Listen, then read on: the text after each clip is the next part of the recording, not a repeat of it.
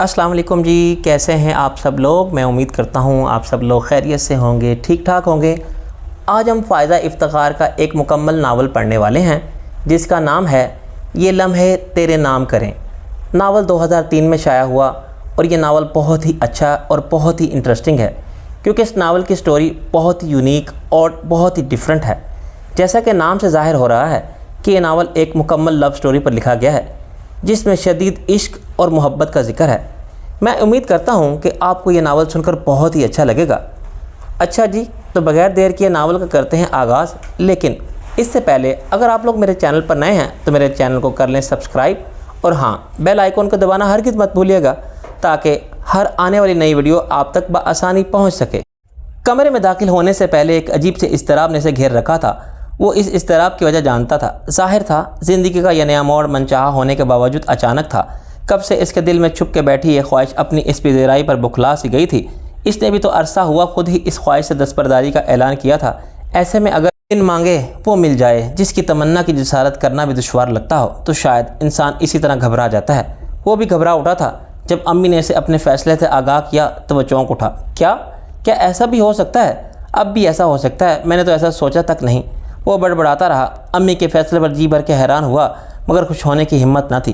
بھلا ان کے یک طرفہ فیصلے پر جشن مناتے پھر نہ کہاں کی دانش مندی تھی، بلکہ اس نے تو ان پر ہلکا ہلکا سا غصہ آ رہا تھا۔ کیا ضرورت تھی میرے سامنے ایسا خیال ظاہر کرنے کی؟ کتنا وقت اور کتنی محنت لگی مجھے اس خیال کو دل سے نکالنے میں، اور اب پھر سے وہ مجھے الجھا رہی ہیں۔ اب جب کہ میں الجھنے کے لیے آزاد بھی ہوں، لیکن تب وہ خود کو خوش ہونے سے روک نہ سکا جب امی نے اسے رشتہ طے ہونے کی خوشخبری سنائی، اور یہ بھی کہ احمری بھی اس شادی کے لیے دل و جان سے راضی ہے۔ شادی بے شک سادگی سے ہوئی تھی، صبح نکاح اور اس کے ساتھ ہی رخصتی اور اس رات ولیمہ کی دعوت، لیکن وہ احمری کی پذیرائی کو اس سادگی کی نظر نہیں کرنا چاہتا تھا۔ اپنا پورا کمرہ اس نے موتی اور سفید گلابوں سے بھر دیا تھا۔ وہ جانتا تھا کہ احمری کو سفید رنگ اور موتیے کے مہک کتنی پسند ہے۔ 4 روز پہلے اس نے اس بیڈ روم کے آسمانی رنگ کو تبدیل کر کے وائٹ پینٹ کروایا تھا۔ مختصر سے ٹیرس میں بیڈ روم کا دوسرا دروازہ اور بڑی سی کھڑکی جہاں کھلتی تھی وہاں اس نے موتیے کے پودے کے بڑے بڑے گملے رکھوا دیے تھے۔ وہ جب چاہے ہاتھ بڑھا کے موتیے کی کلیاں چن سکتی تھی۔ امی نے اس کے اس اہتمام کو خاصا محسوس کیا تھا، لیکن اس نے پرواہ نہ کی۔ اس نے سوچا تھا کہ وہ احمری پر بھی سب کچھ کھل کے ہی ظاہر کرے گا۔ وہ ساری بیتابیاں، وہ لمبی ڈھنگ مارتی راتیں، وہ سارے کھٹن دشوار دن جو اس کو سامنے پا کر وہ بے بس اور مجبور بن کے گزارے، دل کو مسلنے کچلنے کے وہ سارے تکلیف و مراحل اسے بتانے کا ارادہ تھا۔ کمرے میں داخل ہوتے اضطراب کے جگہ ہیجان نے اس پر غلبہ پا لیا۔ وائٹ اور گولڈن پینٹ سے آراستہ اس وسیع آرام دہ بیڈ کے وسط میں موتیا رنگ کے گھیردار کرتے اور چوڑی دار پاجامے میں بڑے سے گولڈن کام سے بھرے ہوئے دوپٹے کو پھیلائے بیٹھی احمری نے اس کے شوق کو اور بھی بڑھا دیا۔ یہ تم ہو میرے پہلو میں کہ خواب زندگی کی تعبیر صورت میں آیا ہو؟ وہ بے ساختہ کہتا ہے۔ اس کے قریب ہی بیٹھ گیا۔ گھٹنوں پر دھرے اس کے کومل ہاتھوں میں واضح لرزش پیدا ہوئی اور جھکے ہوئے سر نے اٹھتے اٹھتے خود کو پھر سے روک لیا۔ وہ مسکرایا۔ یہ کھلتے پھول سا چہرہ جو اپنی مسکراہٹ سے جہاں میں روشنی کرتے، لہو میں تازگی بھرتے، بدن ایک ڈھیر ریشم کا جو ہاتھوں میں نہیں رکتا۔ وہ کہتا رہا۔ اس کا ہاتھ نامحسوس طریقے سے اس کے ہاتھ سے شانے تک کا سفر طے کر گیا، اور احمری وہ جیسے کسی اچانک جھٹکے کے زیر اثر تھی۔ اس کی آنکھیں بدستور جھکی ہوئی تھیں، اس کے باوجود اس کے چہرے سے تعجب کی تحریر بخوبی پڑھی جا سکتی تھی۔ انوکھی سی کوئی خوشبو کے آنکھیں بند ہو جائیں۔ اس نے سرگوشی کرتے ہوئے اس کا آنچل کچھ سرکایا۔ بہت نزدیک سے دیکھیں تو چیزیں پھیل جاتی ہیں۔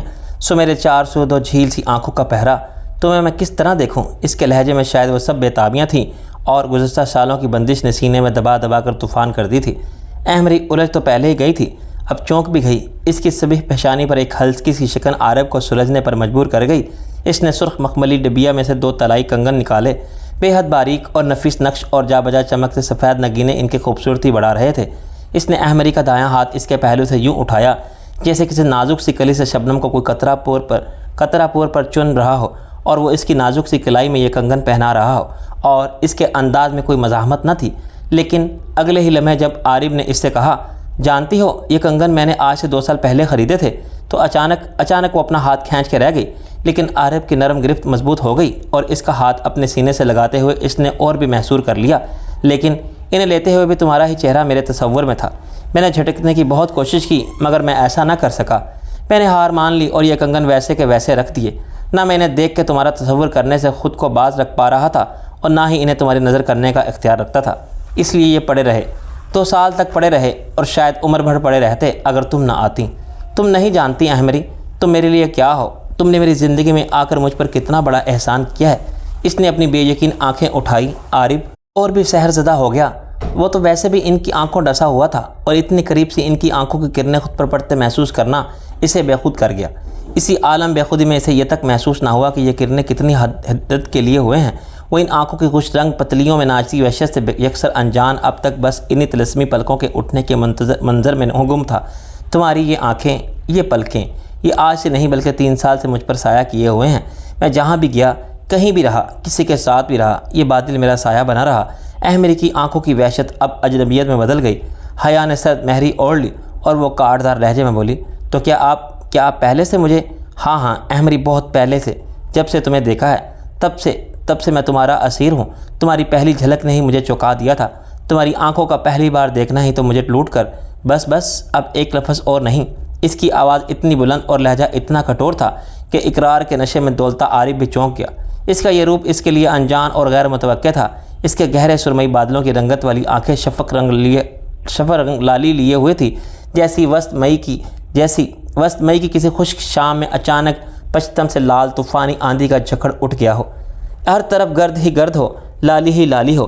اس کی آنکھوں میں بھی اس وقت سب کچھ مٹیالہ سا تھا۔ اس رات ٹوٹے ہوئے تاروں کی گونج میں ہم کتنی دیر چلتے رہے کچھ پتہ نہیں۔ کب تک ہم ان کہے لفظوں کی کرچیاں فرش ہوا سے چنتے رہے کچھ پتہ نہیں۔ سمجھنے سے قاصر تھا کہ آخر اس سے ایسا کیا جرم سرزد ہو گیا جس کی پاداش میں اسے احمری کی اپنی نئی نویلی دلہن کی اس درجہ ناراضگی سمیٹنا پڑی۔ بلکہ یہ رویہ تو شاید ناراضی سے بھی بڑھ کر کچھ تھا۔ اسے اس کے زہریلے الفاظ یاد آئے، عارف مصطفیٰ، اگر میرے علم میں ہوتا کہ آپ کی بظاہر ستھری اور نکھری شخصیت کے پیچھے اتنا مکروہ کردار چھپا ہوا ہے تو میں کبھی آپ سے شادی نہیں کرتی۔ اس نے ایک جھٹکے سے اپنا ہاتھ اس کے ہاتھوں سے کھینچا تھا اور اٹھ کھڑی ہوئی تھی۔ وہ ہکا بکا اسے دیکھتا رہ گیا۔ اس نے ایک بار پھر اس سے وضاحت طلب کرنی چاہی، لیکن اسے آئینے کے سامنے کھڑے نوچ کر زیورات اتارتے دیکھ کر رک گیا، اور جیسے اس نے عارف کے دیے کنگن اتار کے ڈریسنگ ٹیبل پر پٹکے، ایک کنگن نیچے گر کے لڑکتا ہوا دور تک چلا گیا۔ عارف کے اندر غیظ و غضب کی ایک تیز لہر اٹھی۔ وہ ایک دم کمرے سے باہر نکلا اور لان میں آ گیا۔ وہ پچھلے 1 گھنٹے سے حبس بھری تاریکی میں کھڑا تھا اور ابھی بھی اس کا اندر جانے کا ارادہ نہ تھا۔ ایک ایسے مرد کی انا پر چند گھنٹے پرانی دلہن کا یہ حد تک امیز رویہ کاری ضرب کی مانند تھا جس نے برسوں تک اپنے جذبوں کی ہوا تک کسی کو نہ لگنے دی، حتیٰ کہ ان خوش رنگوں آنکھوں تک پر ظاہر نہ کیا کہ کب اور کس طرح اچانک وہ ان کا اسیر ہوا۔ ایک من چاہی ہستی کو نہ پانا شاید اتنا تکلیف دہ نہیں ہوتا جتنا اذیت ناک اس شخص کی نفرت سہنا ہوتا ہے جس کی دنیا میں سب سے زیادہ تمنا کی جائے۔ اور اس نے اس کی تمنا کب نہیں کی تھی؟ تب سے جب پہلی بار اسے دیکھا تھا۔ اسے اب تک آئینے پر جھل ملاتی وہ 2 آئینہ سی آنکھیں یاد تھیں۔ تقریباً 3 سال پہلے کی بات ہے۔ وہ ایک انٹرویو کے سلسلے میں اسلام آباد جا رہا تھا، اس لیے صبح 4 بجے والی کوچ میں بیٹھا۔ کوچ میں زیادہ مسافر بھی نہیں تھے، اکا دکا لوگ نظر آ رہے تھے، اور جب وہ 2 لڑکیاں کوچ کے چلنے سے بس چند ہی منٹ پہلے سوار ہوئیں تو وہ خاصا حیران ہوا۔ دونوں لڑکیوں کے پاس ایک مختصر سفری بیگ تھا، جبکہ ہاتھوں میں اٹھائی کتابیں انہیں اسٹوڈنٹس ظاہر کر رہی تھیں۔ اسی طرح سلیقے سے پھیلا کر لیے دوپٹے اور باوقار خود اعتماد انداز بتا رہا تھا کہ اچھے گھرانوں سے تعلق رکھتی ہیں۔ عارف نے اچٹتی سی نظر ڈالنے کے بعد کھڑکی سے باہر دیکھنا شروع کر دیا۔ اس وقت ہلکے اجالے اور دم توڑنے اندھیرے میں ہر جانب ایک سکون سا ٹھہرا ہوا تھا۔ خاکروب سڑکوں پر صفائی کا آغاز کر چکے تھے۔ بک اسٹال والے ہاکرز کے انتظار میں فٹ پاتھ پر بنے اسٹینڈ جھاڑ رہے تھے، اور چند سپاہی دکانوں کے شٹروں کے نیچے سوتے ہوئے بھکاریوں کو جگانے کا فریضہ انجام دے رہے تھے۔ دور ایک لائن میں لگے چنگچی کے رنگ برنگے اسکوٹرز رکشے خلاف عادت خاموش کھڑے تھے۔ وہ دلچسپی سے باہر کے منظر میں گم ہو گیا۔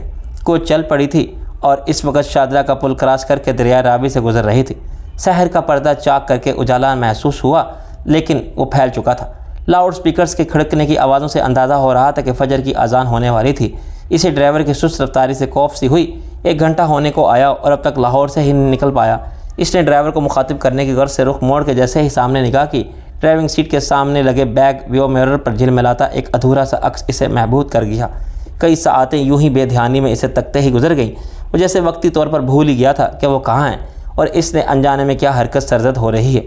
ابھی کچھ ہی دیر قبل جب اس کی نظر غیر ارادی طور پر کوچ میں چڑھتی ان لڑکیوں کی طرف اٹھی تھی تو اس نے فوراً خود کو اس معیوب حرکت پر ٹوکتے ہوئے باہر کی طرف دھیان لگایا تھا، اور اب وہ خود ہی تب اس مٹیالے سے اندھیرے میں یہ خوشگوار آنکھیں یوں واضح بھی تو نہ ہوئی تھیں۔ وہ سوچ کے زیر لب مسکرایا۔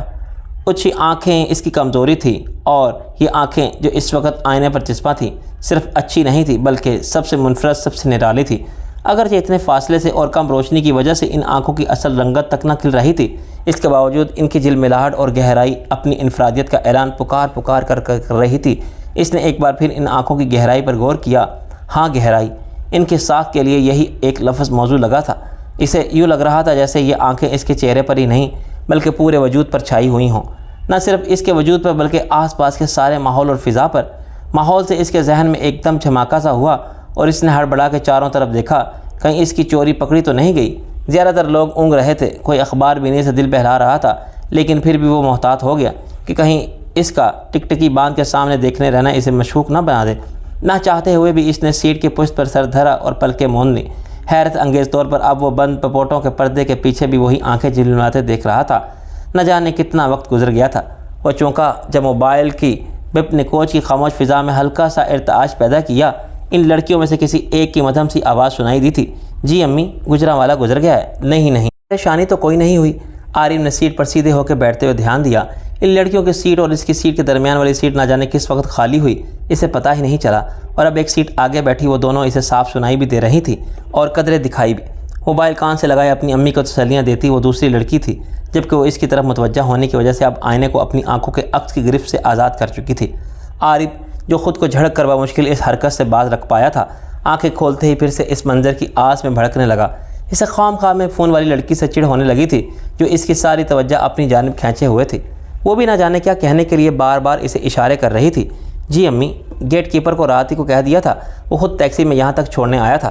ڈرائیور کو ٹائم پر بھیج دیجیے گا، راستے میں میرو کو بھی ڈراپ کرنا ہوگا۔ میرو؟ وہ دہرا کے رہ گیا۔ میرو یہ کیسا نام ہے بھلا؟ شاید ماریا، یا شاید مہر النساء، یا پھر مہرین، ماہین، نہیں ضرور مہر النساء ہوگا۔ انہوں نے کیا اس کا نام رکھنے والوں نے یہ آنکھیں نہیں دیکھی ہوں گی؟ ان کا آنکھوں پر تو بندہ پورے کا پورا دیوان لکھ ڈالے۔ کیا یہ ایک اچھا سا نام بھی نہیں رکھا جا سکتا تھا جو ان آنکھوں کو خراج تحسین پیش کر پاتا؟ جیسے کہ نینا۔ اپنی ہی کہے جاتی ہو، میری بات تو کرواؤ آنٹی سے۔ اس کی جھنجھلائی ہوئی سی دبی آواز آئی، مجھے ان سے کہنا تھا کہ میرے گھر بھی فون کر کے اطلاع دے دے۔ جاتی رہی ہوں، خود ہی جان جائیں گے، لاپرواہ سے انداز میں جواب ملا، جس نے اس کی جھنجھلاہٹ غصہ بھی ملا دیا تھا، اور ساتھ میں زبردست سی ڈانٹ بھی پڑے گی یوں بغیر اطلاع دیے ہاسٹل سے نکلنے پر۔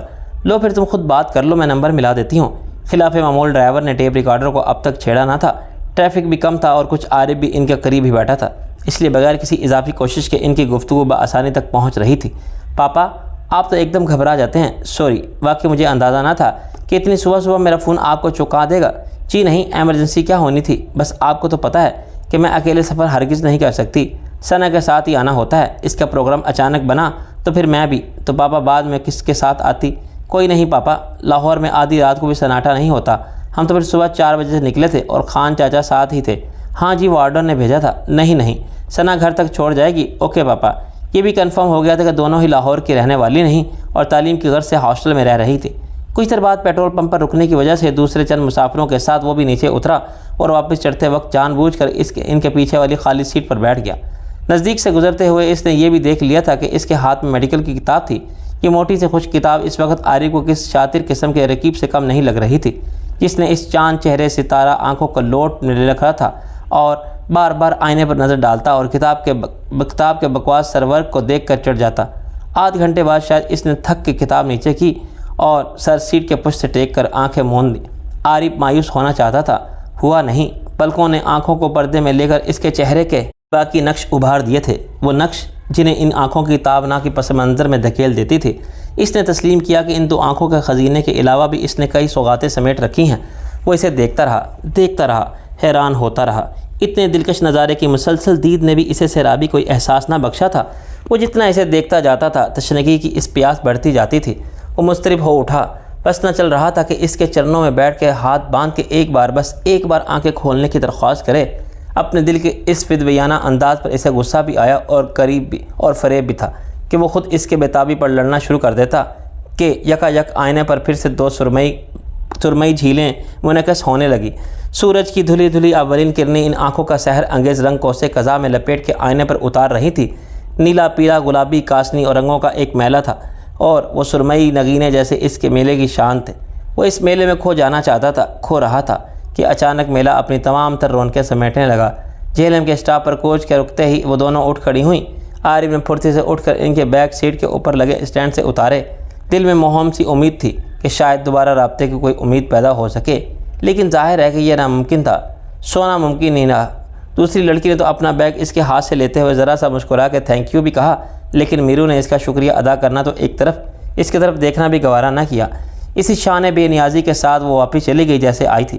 عارف نے خالی سیٹ پر کچھ تلاش کرنا چاہا، کوئی کتاب، کوئی ورق، کوئی نشانی، مگر وہاں کچھ بھی نہ تھا۔ وہ سب کچھ ساتھ لے گئی تھی سوائے اپنی آنکھوں کے، اور یہ آنکھیں اس روز سے عارف مصطفیٰ کے پاس تھیں، اس کے دل کے کہیں بہت اندر۔ بس بہت ہو گیا عارف، اس بار امی جان کے تیور جارحانہ تھے۔ وہ مدافعات کے حربے آزمائے کہ بس سوچ کے رہ گیا، آخر کب تک بے بنیاد تعویلیں گھڑتا؟ تمہیں میرے اکیلے پن کا ذرا احساس نہیں؟ 2-4 بچے ہوتے تو میں کس لیے تمہارے پیچھے پڑ رہی آتی؟ انہیں اس کی بات بری لگی تھی۔ امی کے اس بار پھر سے اس کی شادی پر اصرار کرنے بتنگ آ کر اچھی خاصی بدتمیزی سے کہہ دیا، اوفو، آپ تو میرے پیچھے ہی پڑی رہتی ہیں، اب کیا میں ویکینڈ پر بھی لاہور آنا چھوڑ دوں؟ تو مت کیا کرو اتنا بڑا احسان مجھ پر، جہاں سارا ہفتہ ہم دونوں میاں بیوی اکیلے پڑے جھک مارتے رہتے ہیں، وہاں یہ 1.5 روز بھی اکیلے ہی گزار لیا کریں گے۔ کتنی بار کہہ چکا ہوں کہ میرے ساتھ اسلام آباد چلے آئیں، اچھا خاصا کشادہ فلیٹ ہے، لو بھلا ہم کیوں اپنا بسا بسایا گھر چھوڑ کے تمہارے کرائے کے ڈربے میں اٹھائیں؟ میں کب کہہ رہا ہوں کہ آپ سب کچھ بیچ کر ہمارے لیے وہاں آ جائیں؟ میں تو خود وہاں ہمیشہ کے لیے رہنے نہیں گیا، کیا پتہ کب ٹرانسفر ہو جائے اور کہاں رہنا پڑے۔ اچھا ہے آپ کی تبدیلی آب و ہوا ہو جائے گی، اسلام آباد خاصا پرفضا شہر ہے، لیکن لاہور میں ہماری ساری برادری ہے، رشتہ دار ہے، ملنے جلنے والے ہیں۔ ابھی تو آپ اپنی تنہائی کا گلہ کر رہی تھیں، اس نے بات کاٹ کر جتایا، تو سارا خاندان 24 گھنٹے ہمارے سر پر تو سوار نہیں رہ سکتا۔ میں تو خود وہاں ہمیشہ کے لیے رہنے نہیں گیا، کیا پتہ کب ٹرانسفر ہو جائے اور کہاں رہنا پڑے۔ اچھا ہے آپ کی تبدیلی آب و ہوا ہو جائے گی، اسلام آباد خاصا پرفضا شہر ہے، لیکن لاہور میں ہماری ساری برادری ہے، رشتہ دار، ملنے جلنے والے۔ ابھی تو آپ اپنی تنہائی کا گلہ کر رہی تھی، اس نے بات کاٹ کر جتایا، تو سارا خاندان 24 گھنٹے ہمارے سر پر تو سوار نہیں رہتا نا۔ انہیں بھی اس کی چالاکی پر غصہ آ گیا، نہ ہی کسی نے ٹھیکہ لے رکھا ہے ہمارا کہ جو ان کا بیٹا جوان ہو کے رسیاں تڑا کے ساری ذمہ داریوں سے آزاد تھرے بیل کی مانند گھومتا پھرے اور ایرے غیرے ہماری دلجوئی کی خاطر یہاں ڈیرے ڈالے رکھے۔ لا حول ولا، وہ سخت بد مزہ ہو گیا۔ آپ کی باتوں سے تو لگ رہا ہے کہ جیسے آپ کی نظر میں محض ایک جانور ہوں، رسیوں سے جکڑنا چاہتی ہیں آپ مجھے، یہ اوقات ہے میری آپ کے اکلوتے نور نظر کی۔ اس نے ان کی دھیان بٹانے کی غرض سے ناراضگی کا ڈھونگ رچانے کی کوشش کرتے ہوئے زور زور سے بولنا شروع کر دیا، اپنی عمر دیکھو، 26 سال کے ہو گئے ہو، اپنا کما رہے ہو، ٹھیک ہے بہت سے لوگ 30 برس تک شادی نہیں کرتے، مگر کوئی نہ کوئی وجہ ہوتی ہوگی اس تاخیر کے پیچھے، کسی کی ذمہ داریوں کو بوجھ نے مارا ہوتا ہے، کسی کو روزگار کا مسئلہ ہوتا ہے۔ تمہیں آخر کیا تکلیف ہے؟ تو میری واحد اولاد ہو، کاش میرے بھی ڈھیر سارے بچے ہوتے، میرا آنگن بھی بھرا ہوتا، کسی ایک کے جانے سے بیرونکی یوں ڈیرے ڈال کے نہ رہ جاتی۔ ان کے آنسو گالوں پر پھیلنے لگے تو عارف ساری ڈرامہ بازی بھول بھال کے وہ ان کے شانوں کے گرد بازو پھیلا کے بیٹھ گیا۔ ٹھیک ہے اب میں صاف بات کہہ رہی ہوں، اب تو میں تمہارے کسی بہانے کو خاطر میں نہیں لانے والی، پہلے تو منہ پھاڑ پھاڑ کے مجھے اپنے پیچھے پڑ جانے کا تانا ہی کیوں نہ دو۔ تمہاری زندگی پر اتنا حق تو ہے نا مجھے کہ میں جو چاہوں فیصلہ کروں۔ غضب خدا کا، حد ہوتی ہے ڈٹائی کی۔ بس یہ طے ہے کہ اس سال کے آخری تک تمہاری شادی ہوگی انشاءاللہ۔ مگر امی، وہ منہ کھول کے رہ گیا، ان کا دو ٹوک انداز باور کر رہا تھا کہ اب بحث کی نہ تو گنجائش ہے نہ فائدہ۔ رات کو کھانے کے بعد واک کرتے ہوئے اس نے ابو سے بھی شکایتاً امی کے اس سخت فیصلے اور ضد کی وجہ کا ذکر کیا۔ اس کی خواہش بیجا نہیں، البتہ تمہارے مسلسل انکار کی کوئی ٹھوس وجہ نہیں ہے۔ ہاں اگر تمہاری کوئی خاص پسند یا شرط ہے تو بلا جھجک اپنی ماں کو یا مجھے بتا دو، یا پھر تمہارے ذہن میں اگر کوئی خاکہ ہے تو بھی۔ پلیز ابو جی، وہ گھبرا اٹھا، سینے کے اندر چھپا کے رکھے 2 سمندر نین اچانک ہی ٹھاٹھے مارنے لگے تھے۔ ایسی کوئی بات نہیں، میں تو صرف ذمہ داریوں سے گھبرا رہے ہو۔ انہوں نے کھوجنے والے نظروں سے اسے گھورا، بس سر جھکا کے رہ گیا۔ تم عمر کے جس مرحلے پر ہو، اگر تم نے اب بھی ذمہ داریوں سے بھاگنا نہ چھوڑا تو پھر تمہیں بے لگام رہنے کی عادت پڑ جائے گی، گھر اور گھرداری بندش لگنے لگے گی۔ لیکن کب تک؟ کبھی تو تم آزاد مگر تنہا زندگی سے اکتاؤ گے، کبھی تو تمہیں کسی دوسرے کے ساتھ کی ضرورت محسوس ہوگی۔ ماں باپ سدا نہیں رہتے اور بدقسمتی سے تمہارے پاس بہن بھائی کا رشتہ بھی نہیں، تب تمہیں احساس ہوگا، لیکن تب تک بہت دیر ہو چکی ہوگی۔ ہر کام وقت پر ہی اچھا لگتا ہے۔ ابو جی، اب آپ نے بھی امی جان کی طرح ڈرانا شروع کر دیا۔ حقیقتاً وہ گھبرا گیا تھا۔ مستقبل کی اس ہولناک منظر نگاری پر اب وہ کیسے انہیں بتاتا کہ اس کے انکار کی اصل وجہ کیا ہے۔ وہی 2 خوبصورت سی بڑی بڑی آنکھیں اور وہی آنکھوں والے۔ 1.5 سال ہو رہا تھا مگر ان آنکھوں سے وہ ایک پل کے لیے پیچھا نہیں چھڑا سکا تھا۔ یوں لگتا تھا جیسے وہ چپکے سے اس کے دل کی کچی مٹی میں اپنی آنکھیں بو گئی ہو، اور عارف نے اسے اتنے ڈھیر سارے دنوں میں اس کی اپنی وافردگی سے اس قدر آبیاری کی کہ اب اس کے اندر ان آنکھوں کا ایک پورا شجرہ ہرا ہو گیا تھا۔ ہر ڈال پر وہی آنکھیں، پتے پتے پر وہی پلکیں۔ اسے تو خود اپنی بے قراریوں پر حیرت ہوتی، اسلام آباد سے ہر ایک ویکنڈ پر لاہور آنا آسان بات نہیں۔ اس کے پاس معقول بہانہ تو یہ تھا کہ وہ امی ابو کی تنہائی کے خیال سے ہر ویکنڈ ان کے ساتھ گزارنا چاہتا ہے، مگر اصل وجہ تو شاید یہ تھی کہ وہ اسے کھوجنا چاہتا تھا۔ فلائنگ کوچ کے سفر سے گھبرا اٹھنے والا عارف مصطفیٰ ٹرین اور جہاز کا سفر کرنا بھول چکا تھا۔ جہلم کے اسٹاپ پر کوچ کے رکتے ہی وہ بے تابی سے نئے چڑھنے والے مسافروں میں سے ڈھونڈنے لگتا۔ لاہور سے واپس آتے ہوئے بھی وہ باقاعدہ دعائیں مانگا کرتا کہ ایک بار اس کا سامنا پھر اسی آہو چشم سے ہو جائے۔ لاہور میں اس نے میڈیکل کالج کے کتنے ہی پھیرے لگائے تھے، مگر بے سود، اور ایک بار تو وہ لاہور جاتے جاتے راستے میں جہلم اتر گیا۔ گرمیوں کی تعطیلات تھیں، اس کا اندازہ تھا کہ وہ ضرور ہاسٹل کے بجائے اپنے گھر پر ہوگی۔ صبح سے لے کر رات تک وہ بے مقصد جہلم کی گلی کوچوں، محلوں، بازاروں اور شاپنگ سینٹرز میں پھرتا رہا، اور رات کے کوچ سے واپس اسلام آباد گیا تو بے تحاشا تھکن شکار ہو چکا تھا۔ سارے دن کی کھوج بے فائدہ رہی تھی، اور کہیں یہ عمر بھی بے ثمر ہی نہ گزر جائے۔ اس نے حقیقت پسندی سے اپنا احتساب کیا۔ اب بس بھی کرو عارف مصطفیٰ، کب تک خود کو دھوکہ دیتے رہو گے؟ دنیا کے اس پرہجوم میلے میں کسی ایک چہرے کو ڈھونڈنا کس قدر مشکل کام ہے۔ نہ چاہتے ہوئے وہ ان کی بات ماننے پر تیار ہو گیا۔ شاید اتنے دنوں کی بے مقصد تلاش نے بھی اسے مایوس سا کر دیا تھا، یا پھر وہ واقعی ابو کی کھینچی مستقبل کے منظر کشی سے خوف زدہ ہو گیا تھا۔ میری پسند، امی کے پوچھنے پر وہ بتانا چاہتا تھا کہ خوبصورت آنکھیں اس کی کتنی بڑی کمزوری ہیں، اور وہ جو کوئی بھی ہو اس کی آنکھیں بہت حسین ہونا، لیکن کہتے کہتے رک گیا۔ کیا فائدہ، ان آنکھوں سے بڑھ کے حسین تو نہیں ہو سکتی؟ اس نے سوچا۔ نہیں، میری کوئی پسند نہیں، پھر بھی کچھ تو سوچ رکھا ہوگا، کوئی تو خواہش ہوگی۔ لمبے بال، نیلی یا کالی آنکھیں، سر یا قد جھرنے سے ہنسی، چھوٹی چچی سے شرارتاً ہنس کے اگلوانا چاہا۔ اس کے حامی بھرتے ہوئے امی نے پورا وفد بلوا لیا تھا بہو کی تلاش کی مہم پر نکلنے کے لیے۔ نہیں بھائی، بلکہ میں تو صرف یہ چاہتا ہوں کہ یہ شادی چونکہ صرف امی کی خواہش پر ہو رہی ہے، اس لیے ان کی بہو خالصتاً۔ یہ کیا کہہ رہے ہو عارف؟ امی کی اس بیزاری پر بجھ کے رہ گئی تھی۔ اتنی غیر دلچسپی کا اظہار، خالہ نے بھی حیرت کا اظہار کیا تو وہ سنبھل گیا اور بات بھی سنبھال لی۔ غیر دلچسپی نہیں خالہ جان، فرما برداری۔ اس نے لاڈ سے امی کے شانے پر سر رکھ لیا۔ کمال ہے، میں آپ کو اپنی زندگی کے تمام اختیارات سونپ رہا ہوں، اور آپ میری نیت پر شک کر رہی ہیں۔ آپ کی پسند پر بھروسہ ہے مجھے، جو انتخاب آپ میرے لیے کریں گی وہ اچھا ہی ہوگا۔ میں تو یہاں تک کہہ رہا ہوں کہ مجھے اس کی تصویر تک دکھانے کی ضرورت نہیں، اور اصل میں تو یہ شرط اس نے خود اپنے آپ سے ڈر کر عائد کی تھی۔ بڑی مشکلوں سے دل کو رضامند کیا تھا، کہیں تصویر دیکھ کر پھر احتجاج پر نہ اتر آئے، کہیں اس چہرے پر بھی ان آنکھوں کا تلاشانا شروع کرتے۔ وہ ساری رات اس نے اپنے دل سے نظریں چراتے گزاری۔ دو کٹورا سے نین ڈھیروں گلے کے لیے اسے تک رہے تھے، سوال کر رہے تھے۔ بس عارف مصطفیٰ، اتنی جلدی ہار مان گئے؟ پتہ ہم یہیں کہیں ہوں، تمہارے بے حد نزدیک، ڈھونڈتے تو صحیح، تو تم ہمیں تلاشنے کے حق سے بھی دستبردار ہونے جا رہے ہو۔ جہلم، شادی میں صرف 12 روز رہ گئے تھے جب اسے اطلاع ملی کہ بارات جہلم جائے گی۔ وہ بھرپور طریقے سے چونک گیا۔ اپنی ہی شادی سے اس کی غیر دلچسپی کا یہ عالم تھا کہ اسے یہ تک علم نہ تھا کہ اس کا رشتہ کہاں طے گیا۔ رشتہ اس کی غیر موجودگی میں ہی خوش اسلوبی سے طے ہو گیا تھا۔ ان کی خاندانی نجاحت، امی ابو کا حسن اخلاق، خلوص اور خود اس کی شاندار ملازمت، شاید ان لوگوں کو یہی مطلوب تھا، اس لیے محض لڑکے کی تصویر پر ہی اکتفا کر لیا گیا۔ ایک بار دفتر سے واپسی پر برابر کے فلیٹ والے نعمان آغا نے بتایا، کچھ لوگ تمہارے بارے میں پوچھ گچھ کرتے پھر رہے ہیں۔ خیر تو ہے میاں؟ میرے بارے میں کون لوگ؟ فوری طور پر اسے کچھ سمجھ میں نہ آیا۔ ایک تو بزرگوار سے تھے، دو غالباً ان کے ساجدادے۔ کیا بات ہے، کہیں شادی وادی کا تو چکر نہیں چل رہا؟ نعمان آغا سے عمر کا 10 سال کا فرق ہونے کے باوجود اس کی خاصی بے تکلفی تھی۔ ہاں ہے تو کچھ ایسی ہی بات۔ ادھر امی نے ایک سلسلہ شروع تو کیا ہوا ہے، لیکن عجیب لوگ ہیں، جاسوسی کرنے کہاں تک آ گئے؟ کیا میں اس قدر ناقابل اعتبار یا مشکوک ہوں ان کی نظر میں؟ اسے برا لگا۔ یہ حق ہے ان کا، آخر لڑکی والے ہیں، اتنا بگڑنے کی ضرورت نہیں۔ ویسے خاصے شریف اور سیدھے سادے لوگ نظر آ رہے تھے۔ میں تو ان کے پوچھنے کے انداز پر بھی بھانگ گیا کہ ہو نہ ہو ضرور رشتہ وغیرہ کا چکر ہے۔ پھر آپ نے کیا کہا ان سے اشتیاق سے پوچھا۔ نعمان آغا کی چلبلی طبیعت اور شرارتی فطرت سے آگاہ تھا، اس لیے ذرا سی امید تھی کہ شاید انہوں نے ادھر ادھر کی ہانک کر انہیں برگشتہ کر دیا ہو۔ کہنا کیا تھا؟ یہی کہ ہمارا شہزادہ ہزاروں بلکہ لاکھوں میں ایک ہے، نیک، شریف، 2 وقت کا نمازی، ملنسار۔ بہت تیرے کہ وہ بڑبڑا کے رہ گیا۔ انہوں نے بھی آج ہی سنجیدگی کا چولا پہنا تھا۔ آپ بھی آغا صاحب؟ وہ شکایتاً انہیں گھورنے لگا تھا۔ کیا تھا جو کچھ اور کہہ دیتے؟ مثلاً میں ہیروئن پیتا ہوں، شرابی ہوں، رشوت خور ہوں، ہفتے میں 4 گرل فرینڈ بدلتا ہوں، محلے میں دنگا کرتا ہوں، آدھے شہر میں قرض لے رکھا ہے، وغیرہ وغیرہ۔ بچو یہ سب اور وغیرہ وغیرہ میں ان سے تو نہیں کہہ سکا، مگر ڈونٹ وری، اب تم نے فرمائش کی ہے تو ذرا اپنی گردن چھری تلے آنے دو۔ جب تمہاری دلہن یہاں آئے گی تب اس سے ضرور کہہ دوں گا، تم دل چھوٹا مت کرو۔ وہ بھرپور تسلی تشفی کراتے اندر چلے گئے۔ وہ بات پکی ہونے اور شادی کی تاریخ مقرر ہونے کے درمیانی عرصے میں جتنا بھی لاہور آنے سے کتراتا رہا، مگر شادی کے لیے تو اسے آنا ہی پڑا۔ لیکن نہ جانے کیا بات تھی، وہ جتنی پٹیاں دل کو پڑھاتا تھا کوئی نہ کوئی بات پھر سے اسے ڈگمگانے پر مجبور کر دیتی تھی۔ کیا جہلم؟ مگر امی آپ نے تو پہلے نہیں بتایا۔ اچھا واقعی نہیں بتایا؟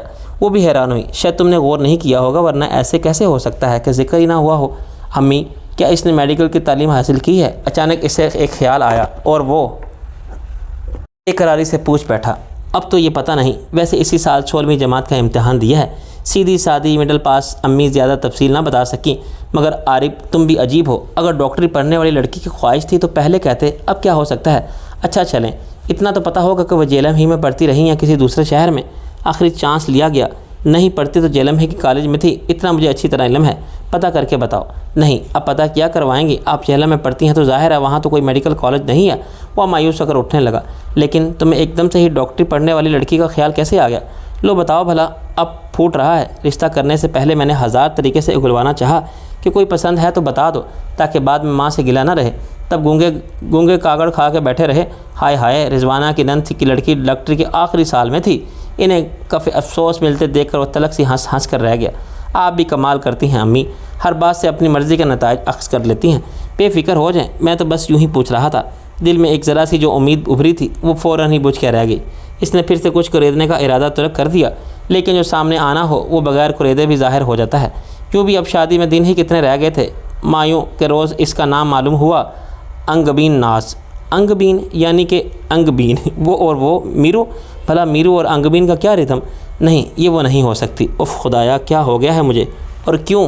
ہر بات میں کوئی نہ کوئی نقطہ تلاش کر لیتا ہوں۔ مہندی کی رسم کو دونوں فریقوں نے اپنے اپنے گھر میں ادا کرنے کا فیصلہ کیا، اور یہ مشورہ بھی ابو جی کا تھا۔ ان کے پیش نظر اپنے سہولت سے زیادہ لڑکی والوں کی آسانی تھی۔ بارات کے استقبال سے ایک دن پہلے انہیں اتنا لمبا سفر طے کر کے صرف اس رسم کی ادائیگی کے لیے لاہور آنا پڑتا، جبکہ اس سے کچھ دیر قبل وہ لڑکے والوں کی رسم بھگتا کے بیٹھے ہوں۔ وقت اور پیسے دونوں کے ضیاع سے بچنے کے لیے انہوں نے یہ رسم اپنے طور پر ادا کرنے کا فیصلہ کیا۔ البتہ شگن کے طور پر امی، خالہ اور چچی کے ساتھ جا کر مائیوں کے روز ہی مہندی کا جوڑا اور چوڑیاں مٹھائی وغیرہ دے آئی تھیں۔ مہندی کے روز ان کی طرف سے بھی لڑکی کی بھابھی، پھپھی اور امی شگن کی مٹھائی اور جوڑے لے کر آ گئی۔ امی کیا ایسا نہیں ہو سکتا مہندی کی طرح شادی بھی اپنے اپنے گھر پر ہی کر لیں؟ اس کا احمقانہ تجویز پر پہلے تو انہوں نے جی بھر کے اسے متشبہ انداز میں گھورا، اس کے لہجے اور چہرے پر شرارت کی کوئی رمق نہ پا کر ایک زور کی دھپ رسید کی۔ باولے ہوئے سبھی کی شادیاں ہوتی ہیں، مگر میں دیکھ رہی ہوں جب سے تمہاری شادی کی تاریخ مقرر ہوئی ہے تب سے تمہاری مت ماری گئی ہے۔ خام خواہ ہی تباہی بکے جاتے ہو۔ باولا تو آپ نے کر دیا ہے۔ وہ جھنجھلا گیا۔ اس نے خود پر ہر طرح سے قدغن لگا دی۔ بڑی شان کے ساتھ وہ بارات لے کر اس شہر میں گیا اور بڑی ہی کامیابی کے ساتھ اس نے اپنا دھیان بھٹکنے سے بچایا۔ خوش اسلوبی سے نکاح ادا ہو جانے پر سب کے ساتھ ہی اس نے خود بھی اپنے آپ کو مبارکباد دی۔ مبارک ہو عارف مصطفیٰ، شاید اب تم ان آنکھوں کے پھیلائے جال سے باہر نکل آئے ہو۔ جبھی تو اس شہر کی حدود میں داخل ہونے سے لے کر اب تک تم نے ایک بار بھی ان آنکھوں کو نہیں ڈھونڈا ہوگا، اور یہ قسمت کی ستم ظریفی ہی تو تھی کہ دونوں مہینوں اور وہ ان آنکھوں کو تلاشتا رہا مگر ناکام رہا۔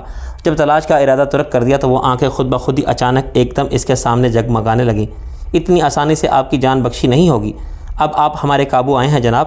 اس شوق سی آواز پر اس نے غیر ارادی سے نگاہ اٹھائی اور جسم کا تار تار جیسے جھنجھلا کے رہ گیا۔ ایک پل کے لیے تو وہ بھول ہی گیا تھا کہ اس وقت کہاں اور کس حال میں بیٹھا ہے۔ آس پاس سے گونجتا میوزک باتوں، پٹاخوں، چیخوں پکار کا سارا شورغل مدھم بھنبناہٹ میں تبدیل ہو گیا۔ ماحول کی ساری افراتفری اور ہنگامہ پروری اب تک دھندلے سے سلو موشن پس منظر کی طرح محسوس ہو رہی تھی۔ وہ دو سرمئی آنکھیں بھرپور طریقے سے مسکراتی ہوئی پھر سے اس پر چھا رہی تھیں۔ ارے دولہا بھائی کا تو رنگ ہی اڑ گیا۔ بھائی میرو، ہاتھ ہولا رکھ یار، تیرا اکلوتا بہنوئی ہے۔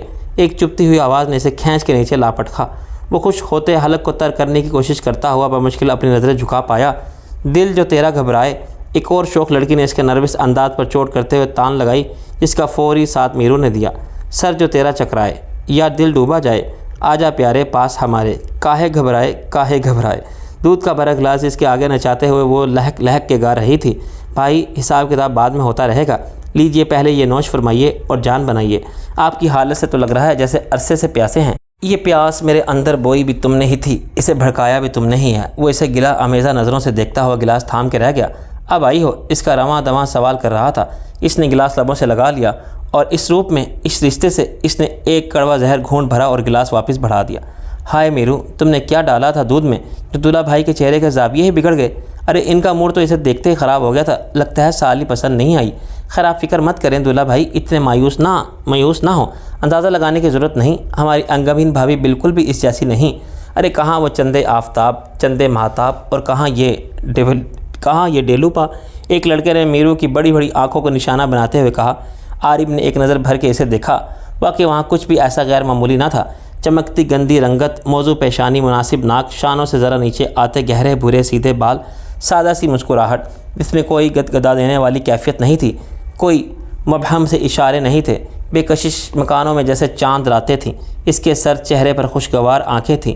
اس کچھ خبر نہ ہونی کتنی دیر تک یہ نوک جھونک چلتی رہی، کب اور کس کی مداخلت پر اس کا ہاتھ والٹ تک گیا اور اس نے کتنے نوٹ نکال کر سامنے کھڑی سالیوں کے گروہ کو تھمائے، کب وہ باقی سب کے ساتھ اسٹیج سے اتری۔ اس کے حواس مکمل ہو چکے تھے اور قوت گویائی سلپ ہو کے رہ گئی تھی۔ وہ تو موقع ایسا تھا کہ کسی نے اس کی خاموشی اور کھوئے انداز کو زیادہ محسوس نہ کیا۔ ایک آدھ بار کسی بے تکلف دوست نے ٹہوکا ضرور دیا، تمہیں تو سچ مچ سانپ سونگھ گیا ہے، اعلیٰ نسل کے مشرقی دولہا بنے شرم و حیا کے ریکارڈ قائم کر رہے ہو۔ عارضی مصحف کی رسم نے اسے پھر سے ہوش کی دنیا میں لا کھڑا کیا، ایسا ہوش جو ہوش اڑانے کی حد تک سفاک تھا۔ اس کے سامنے رکھے آئینے پر جو عکس تھا وہ ایک حسین چہرے کے تمام دلکش خد و خال بھرپور آرائش کے ساتھ اجاگر کر رہا تھا۔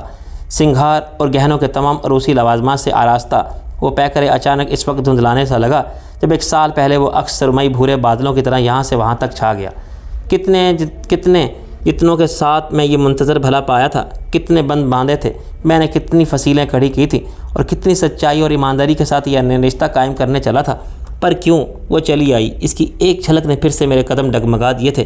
کیا چند لمحے قبل ان کی آنکھوں کو پھر سے دیکھ لینے کے بعد یہ چہرہ، بلکہ کوئی بھی اور چہرہ اس دل کو جچے گا؟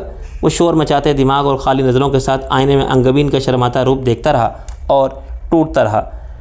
کٹ گئی رات تیرے خوابوں میں، دن گزرنے میں بہت دیر لگی، تیری آنکھوں کی طرح گہرا تھا، زخم بھرنے میں بہت دیر لگی۔ احمری، ہاں احمری، میرا نام ہے احمری تھا۔ احمری کا اچانک یعنی اس کی شادی کے موقع پر نظر آنا کوئی کم ناقابل یقین نہ تھا کہ اپنے اور اس کے مابین انجانے میں قائم ہونے والے اس رشتے نے اسے اور بھی بدحواس کر دیا۔ وہ ایک صاف دل کا سیدھا سادہ انسان تھا، نہ کوئی بہت بڑا اداکار تھا، نہ ہی سادھو سنت۔ اپنے اور احمری کے رشتے کے تقدس سے آگاہ تھا، اسے انگمین کا بھی احساس تھا۔ وہ ہر ممکن کوشش کر رہا تھا کہ ساتھ ایڈجسٹ ہونے کی، اور شاید وہ کامیاب بھی ہو جاتا اگر احمری انگمین سے وابستہ نہ ہوتی۔ وہ دل و دماغ کی اس کشمکش سے عاجز آ چکا تھا۔ اس کے دل میں کوئی چور نہ تھا، نہ ہی فطرت میں غاصبانہ پن تھا، لیکن اس ایک نظر کا کیا کرتا؟ اس کے ایک لمحے سے اسیری کیسے حاصل کرتا؟ وہ نظر، وہ لمحہ اسے کبھی بھولتا نہ تھا، اور یہ نہ بھولنا ہی تو تھا جو اسے چین نہ لینے دیتا۔ احمری سے وہ جان بوجھ کر ایک فاصلے پر رہتا، کسی کو اس کا گریز اور لے یا دیا انداز خاص طور پر احمری کے حوالے سے محسوس نہ ہو، اس لیے اس نے یہ سنجیدگی خود پر مستقبل طاری کر لی تھی۔ اس کی کوشش ہوتی کہ سسرال کم سے کم جائے، اور یہ کوشش اتنی بار آور تھی کہ کم سے کم ہوتے ہوئے تقریباً نہ ہونے کے برابر تھی۔ اگر کبھی اتفاقاً احمری سے سامنا ہو بھی جاتا تو اس کی شعوری کوشش ہوتی کہ اس پر ایک نظر ڈالے بنا ہی ادھر ادھر ہو جائے۔ ایک بار اس کے روکھے پن سے دل برداشتہ ہو کہ اس نے سب کے سامنے گلا بھی کر دیا۔ شادی کے 6 ماہ بعد انگمین کے سسرال میں پہلی عید تھی اور وہ اپنی امی اور بھابھی کے ساتھ لاہور عیدی دینے آئی تھی۔ عارف بھی اسی روز اسلام آباد سے گھر پہنچا تھا اور اس کی آمد سے لا علم تھا۔ شاید تکان اور دند بھری سی سردی کے باوجود ان کے آنے کے چند منٹ بعد کسی ضروری کام سے باہر جانے کے لیے تیار ہو گیا۔ امی نے خاصا برا محسوس کیا اور اکیلے میں اسے ڈپٹنے لگی۔ ابھی تو تمہیں اس قدر بھوک لگی تھی، بس کھانا لگنے ہی والا ہے، اور یہ تو دیکھو تمہاری ساس آئی ہیں، رشتے کی بھابھی بھی ساتھ ہے، وہ لوگ دوسرے شہر سے آئے ہیں، اور تم چند منٹ ساتھ بیٹھنے کی بجائے باہر نکل رہے ہو۔ کوئی ادب لحاظ بھی ہے یا نہیں؟ اسے خود بھی احساس تھا، لیکن وہ جس چیز سے بچتا چاہ رہا تھا وہ ادب لحاظ اور مروت سب ہی کے لیے خاصی نقصان دہ ثابت ہو سکتی تھی۔ احمری کے مقابل بیٹھنے کا مطلب تھا اس کے آگے خود پر سے اختیار کھو دینا، اسے ایک نظر دیکھنے کا مطلب تھا اپنی نظریں بے لگام کر دینا۔ وہ بے لگام ہونا نہیں چاہتا تھا۔ اپنی کھٹیانوں کے ساتھ وہ جو ہمارے مٹھی میں تھام رکھی تھی، وہ محض اس کی پلکوں کے ایک بار اٹھنے اور پھر سے گرنے کی رسم کا شکار ہو کے چھوٹ سکتی تھی۔ اسی خدشے نے اسے ہر مصلحت اور مروت سے بے نیاز کر دیا تھا، اور وہ اپنی ساس کے سامنے بڑے برخوردار انداز میں معذرت پیش کرتا ہوا اپنے کسی ضروری کام سے باہر جانے کا ذکر کر رہا تھا جب احمری کی آواز اسے پشت سے سنائی دی۔ آپ کو تو شاید ہمارا آنا پسند ہی نہیں آیا۔ اسی خدشے نے اسے ہر مصلحت اور مروت سے بے نیاز کر دیا تھا، اور وہ اپنی ساس کے سامنے بڑے برخوردار انداز میں معذرت پیش کرتا ہوا اپنے کسی ضروری کام سے باہر جانے کا ذکر کر رہا تھا جب احمری کی آواز اسے پشت سے سنائی دی۔ آپ کو تو شاید ہمارا آنا پسند ہی نہیں آیا۔ نہیں بیٹا، ایسی کوئی بات نہیں، یہ تو بس یہ ہے ہی ایسا۔ اس نے مڑ کے دیکھنے کی زحمت نہ کی، وضاحت پیش کرنا کیسے گوارا کرتا، البتہ اس کے حصے کی ساری شرمندگی امی نے اپنے اوپر لے لی۔ تم بھی احمری، جو منہ میں آتا ہے بول دیتی ہو، اس کی امی نے بھی وضعداری نبھاتے ہوئے داماد اور سمدھن کو خفت سے بچایا۔ مرد ذات ہے، 100 بکھیڑے ہوتے ہیں، کب اچانک کیا کام نکل آئے کوئی پتہ تھوڑی ہی ہوتا ہے۔ کوئی شوق سے تو ٹھنڈ میں مارا مارا نہیں پھرتا۔ آپ کچھ بھی کہہ لیں امی، اتنا تو مجھے پتہ ہے کہ ہمارے دولہا بھائی کو اور کسی سے نہ ہی صحیح مگر مجھ سے خاص چڑ ہے نا۔ بظاہر وہ شرارت بھرے لہجے میں اسے بولنے پر اکسا رہی تھی، لیکن انداز میں ایک بھرپور گلہ بھی تھا۔ وہ پھیکی سی ہنسی ہنس کے رہ گیا تھا۔ اپنا پن بھی اس بیگانے پن میں ہے، پورا عالم ایک دیوانے پن میں ہے۔ یہ جو تم سے میں انجان بنا پھرتا ہوں، ساری بات اسی انجانے پن میں ہے۔ انگمین اچھی لڑکی تھی، ہر لحاظ سے حسین، تعلیم یافتہ، سلجھی ہوئی اور شائستہ۔ اس کی ہمراہی میں عارف نے سنبھلنے کی خاصی کوشش کی اور کسی حد تک کامیاب بھی رہا، کم از کم اس حد تک تو کہ کوئی اس کے دل کی نہا خانوں میں چھپے اس راز کی جھلک تک نہ پا سکا۔ خود انگمین بھی نہیں، اور شاید انگمین نے تو کبھی عارف مصطفیٰ کے دل میں جھانکنے کی کوشش کی ہی نہیں، یا تو اسے دل میں جھانکنے کا فن نہیں آتا، یا پھر اسے کبھی اس ہنر کو آزمانے کی ضرورت محسوس ہوئی۔ ہاں، اس کو کبھی عارف کے دل کی طرف جانے والے راستے کا علم ہی نہیں ہو سکا۔ جو بھی تھا عارف مطمئن تھا، اسے انگمین کی سرد مہری یا اجتناب یا گریز یا جو بھی تھا غنیمت لگتا تھا۔ باقی معلومات میں اس کے طرز عمل نارمل تھا۔ امی اور ابو دونوں کے لیے وہ پسندیدہ بہو ثابت ہوئی تھی۔ اس نے جرنلزم میں ایم اے کر رکھا تھا اور اسی کی معلومات عامہ اور زوربیاں غضب کا تھا۔ ابو کے ساتھ صبح کی چائے پیتے ہوئے اخبار کی تازہ ترین سرخیوں پر سیر حاصل تبصرہ کرتی ہوئی وہ نہ صرف ان سے شاباشیاں لیتی، بلکہ گھر کے ہر کام میں اپنی مشتاقی اور سلیقہ شعاری کا مظاہرہ کرتے ہوئے امی کا بھی دل جیتتی رہتی۔ عارف سے اس کا واسطہ بس رسمی سا تھا، اس کی ضرورت کا خیال رکھتی، وہ ایک روبوٹ کی طرح اس کی زندگی میں شامل تو تھی مگر ہمراہ نہیں۔ عارف نے پہل اسے اس کی شرم و حیا پر معمول کیا اور بعد میں اس نتیجے تک پہنچا کہ شاید اس کا خمیر میں یہ حص ہی نہیں، اس کی بے توجہی کی یہ ادا اسے اس قدر بھائی کہ اس نے اس میں کسی قسم کی کمی نہ آنے دینے کے لیے اسے اپنے ساتھ اسلام آباد نہ لے جانے کا فیصلہ کیا۔ خود انگمین نے اس فیصلے کی تائید کرتے ہوئے اسے قابل عمل بنایا۔ اس کے دل سے رہا سہا بوجھ بھی سرک گیا۔ امی جان، مجھے اکیلے رہنے کی عادت نہیں ہے۔ وہ تقریباً سسک ہی تو پڑی۔ پاگل مت بنو بیٹا، اکیلی کیوں رہنے لگی تم؟ عارف جو ہوگا، انہوں نے اسے چمکارتے ہوئے دلاسا دیا، وہ تو سارا دن ہی آفس میں گزاریں گے۔ ایک تو اجنبی شہر، وہاں کوئی جان پہچان والا بھی نہیں، اور دوسرا اتنا خشک اور ویران سا شہر۔ ہم ملنے آتے رہیں گے، اور لاہور کون سا دور ہے؟ عارف سے کہہ دو کہ ہر ویکنڈ پر تمہیں لے آیا کرے، بلکہ ایک بار یہاں اور دوسری بار جہلم لے جایا کرے۔ جہلم کا نام سن کر وہ بدک اٹھا۔ مجھ سے بیکار کی امید مت رکھیں، پروموشن کے ساتھ ساتھ کام کا دباؤ بھی بڑھ گیا ہے۔ ویکنڈ کا مطلب ہوتا ہے ہفتے بھر کی تھکن اور ٹینشن سے وقتی ریلیف۔ یہ توقع نہ رکھے میں اپنی اس واحد عیاشی سے ہاتھ دھو لوں اور اسلام آباد سے لاہور اور جہلم اور پھر واپس اسلام آباد تک پھرتے لگاتا رہوں۔ اس کے صاف جواب پر وہ اور ہراساں ہو گئی۔ ٹھیک ہے تو کہہ رہے ہیں یہ امی، آپ بھی ابھی خود ہی تو کہہ رہی تھی کہ لاہور کون سا دور ہے، اسلام آباد سے ہم تینوں خود ہی مہینے میں ایک آدھ بار وہاں چلے جایا کریں گے۔ اس نے ممنون نگاہوں سے انگمین کی طرف دیکھا۔ سمجھدار بیوی کی بھی ایک عطیہ ہے۔ پہلی بار اس نے مثبت انداز میں اس کے بارے میں سوچا اور یہ طے پایا کہ فی الحال وہ اکیلا ہی اسلام آباد جائے گا۔ اگرچہ امی کو اب بھی سخت اعتراض تھا، انہیں گوارا نہیں تھا کہ کوئی کل کلاں کو یہ تانا دے کہ بہو اپنے آرام اور خدمت کے لیے پاس رکھ لی، لیکن ابو نے سمجھایا ابھی انگمین ذہنی طور پر تیار نہیں، اسے مجبور مت کرو۔ بھرے پرے گھر سے آئی ہے، سسرال کے مختلف ماحول میں ہم دو بڈھوں کا دم اس سے پھر بھی غنیمت لگتا ہوگا، اس لیے اکیلے فلیٹ میں رہنے سے گھبرا رہی ہے۔ ہاں کہتے تو آپ ٹھیک ہیں، جب میاں بیوی کی یاد ستائے گی تو کیسے نہ جائے گی۔ انہوں نے متفق ہوتے ہوئے سر ہلایا اور اس طرح وہ اکیلا ہی واپس لوٹ گیا۔ زندگی ایک مخصوص ڈگر پر رواں دواں ہو گئی تھی۔ دل ہر وقت کسی بھاری سل کے نیچے دبا رہتا، اسے پانے کی خواہش کی تھی، اسے تلاشنے میں ناکام رہنا۔ ایک دکھ تو یہ تھا کہ جس کے نہ ملنے کو تقدیر جان کے صبر کر لیا، اس کا زندگی کے اس موڑ پر اچانک نظر آ جانا جہاں سے وہ کسی اور راہ پر قدم رکھنے جا رہا تھا۔ یہ ایک الگ حادثہ تھا۔ پہلے پھر بھی ہفتہ 10 دن میں گھر کا چکر لگ جاتا تھا، لیکن اب وہ مہینہ جانے کا نام نہ لیتا تھا۔ انگمین کو دیکھ کے ملال اور زیادہ بڑھ جاتا، حالانکہ اس کا قصور تھا۔ اس بات کا احساس ہونے کے باوجود عارف اسے دیکھ کر خود پر طاری ہوئی قنوطیت کو دور نہیں کر پاتا تھا، لیکن شاید ہمیشہ ہی اس بے کشش ڈگر پر رواں دواں تھی۔ اگر امی اسے فون پر وہ خبر نہ سناتی، وہ سنتے ہی عجیب سے احساسات میں گر گیا۔ اصولاً تو اسے خوش ہونا چاہیے تھا، یہ خبر خوشخبری ہی تو تھی، لیکن سب سے پہلے وہ حیران ہوا اور پھر پریشان اور خوش بھی ہو گیا۔ حیران اس بات پر ہوا کہ کیا دلوں کے بندھن بندھے بغیر بھی کوئی نیا رشتہ جنم لے سکتا ہے؟ پریشان اس بات پر کہ کیا وہ اس نئے رشتے کے حوالے سے تمام تر ذمہ داریاں اور فرائض نبھا سکے گا؟ جواب ہاں میں ملا۔ ہاں عارف مصطفیٰ، جس رشتے کو وجود میں لانے والے تم خود ہو، اس کے ذمہ داریوں سے چشم پوشی کر بھی کیسے سکتے ہو؟ یہ تو تمہارے خمیر میں شامل نہیں، یہ فرض تو تمہیں نبھانا ہی پڑے گا اور پورے دل سے نبھانا پڑے گا۔ دل کی آمادگی پر وہ ہلکا پھلکا ہو گیا اور عرصے بعد کسی خوشی کو کھل کے گلے لگانے کی ہمت کی۔ اچھا ہی ہوا کہ انگمین کی ضد کے آگے ہار مان کے ہی صحیح مگر میں نے اسے تمہارے ساتھ بھیجنے میں زبردستی نہیں کی۔ امی فون پر ہنس ہنس کے سنا رہی تھی۔ میں ابھی پاگل ہی ہوں، نہ جانے مجھے پہلے یہ خیال کیوں نہ آیا۔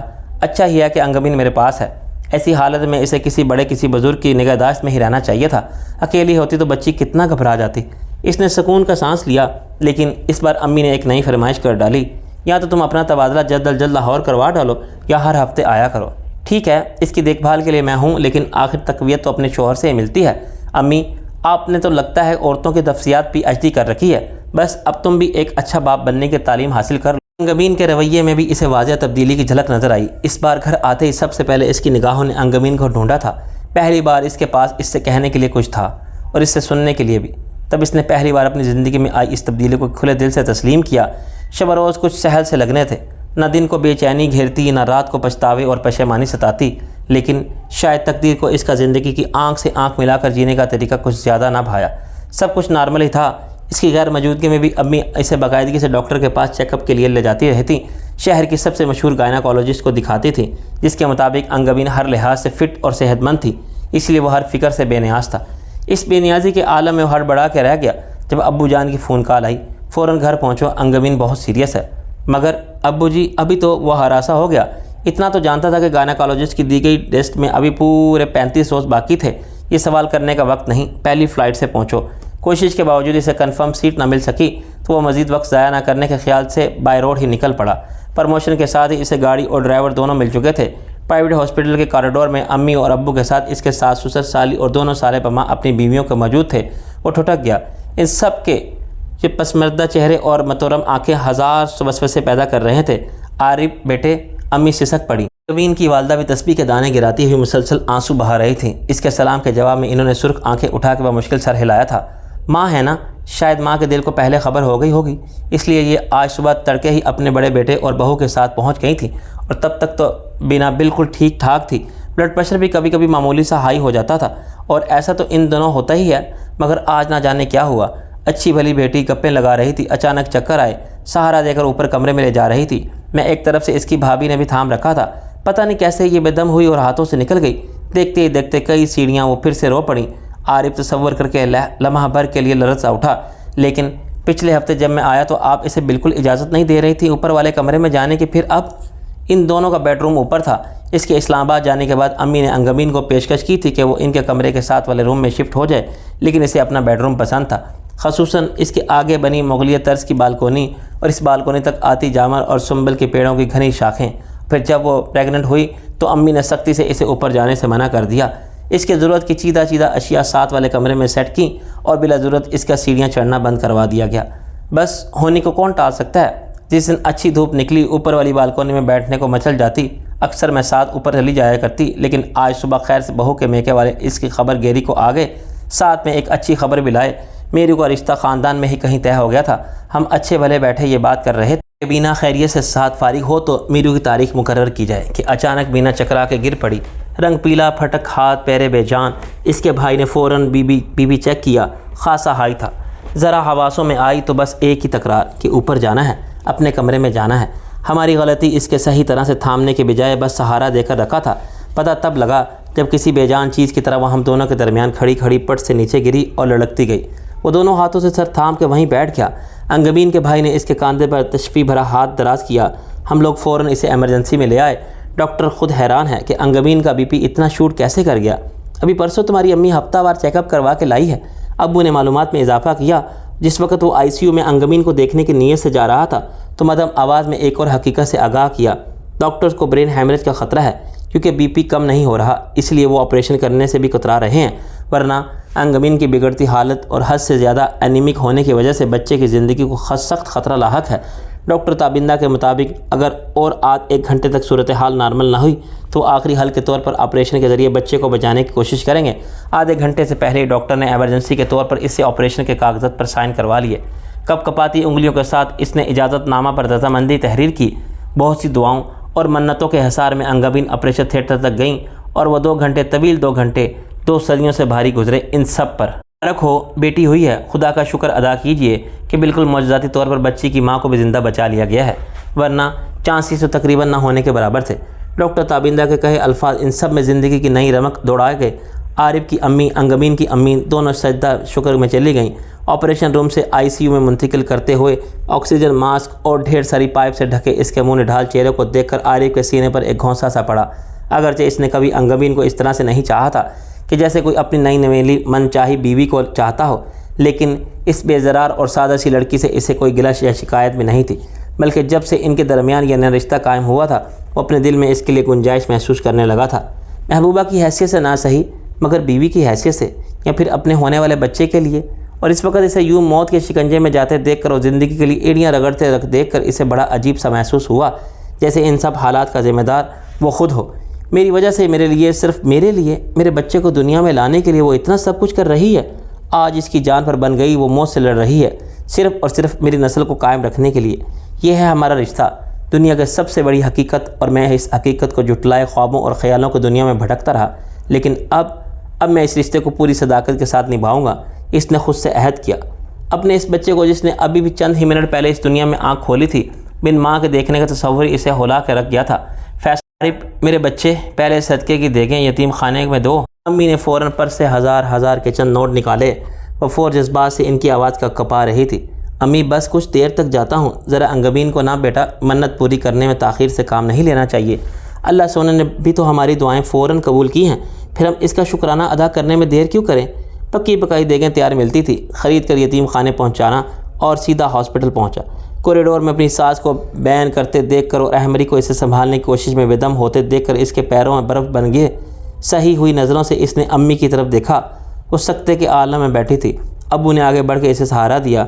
ابو جی، کب، کیسے؟ وہ بڑی وقت سے وہ چند الفاظ ادا کر پایا۔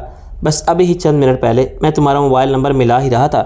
ان کا لہجہ بھی ٹوٹا ہوا تھا، لیکن ڈاکٹرز تو کہہ رہے تھے کہ اب خطرے کی کوئی بات نہیں، اسے کچھ دیر میں ہوش آ جائے گا۔ وہ یکا یک احتجاجاً چلا اٹھا۔ ہاں، اور اسے ہوش آیا بھی تھا۔ وہ چونکہ انہیں دیکھنے لگا، انہوں نے اسبات میں سر ہلایا۔ ہوش میں آنے کے فوراً بعد اس نے ہم سب سے ملنے کی خواہش ظاہر کی، اور تم سے بھی، مجھ سے، اور میں نے کہا بھی تھا کہ میں اسے پچھتاؤں نے گھیر لیا۔ نہ جانے وہ آخری وقت میں مجھ سے کیا کہنا چاہتی تھی۔ کچھ دیر تک وہ اندر اپنی ماں، بہن اور تمہاری امی سے خاصی بہتر حالت میں باتیں کرتی رہی، پھر اچانک پتہ نہیں کیسے اتنے کامیاب آپریشن کے بعد شاید اللہ کو یہی منظور تھا، وہ اسے دیتے رہے اور وہ بے جان قدموں کو گھسیٹتا رسمی کارروائیاں پوری کرتا رہا۔ آخر اسے اس گھر تک بھی لے کر جانا تھا جہاں محض 14 ماہ پہلے اسے ہزاروں ارمانوں کے ساتھ بیاہ کے لایا گیا تھا۔ اللہ اکبر! فجر کی اذان کی آواز اسے خیالوں سے کھینچ لائی تو صبح ہو گئی۔ اس نے رات بھر کے تنے اعصاب کو ڈھیلا چھوڑنے کی کوشش کی مگر ناکام رہا۔ گردن اور شانے اکڑ چکے تھے۔ رات بھر کی جلتی آرائشی لائٹوں نے صبح کی اولین ساعتوں کے ملچکے سے اجالے کو بھی روشن کر رکھا تھا۔ لان میں رات کی دعوت کی تمام باقیات نمایاں تھیں۔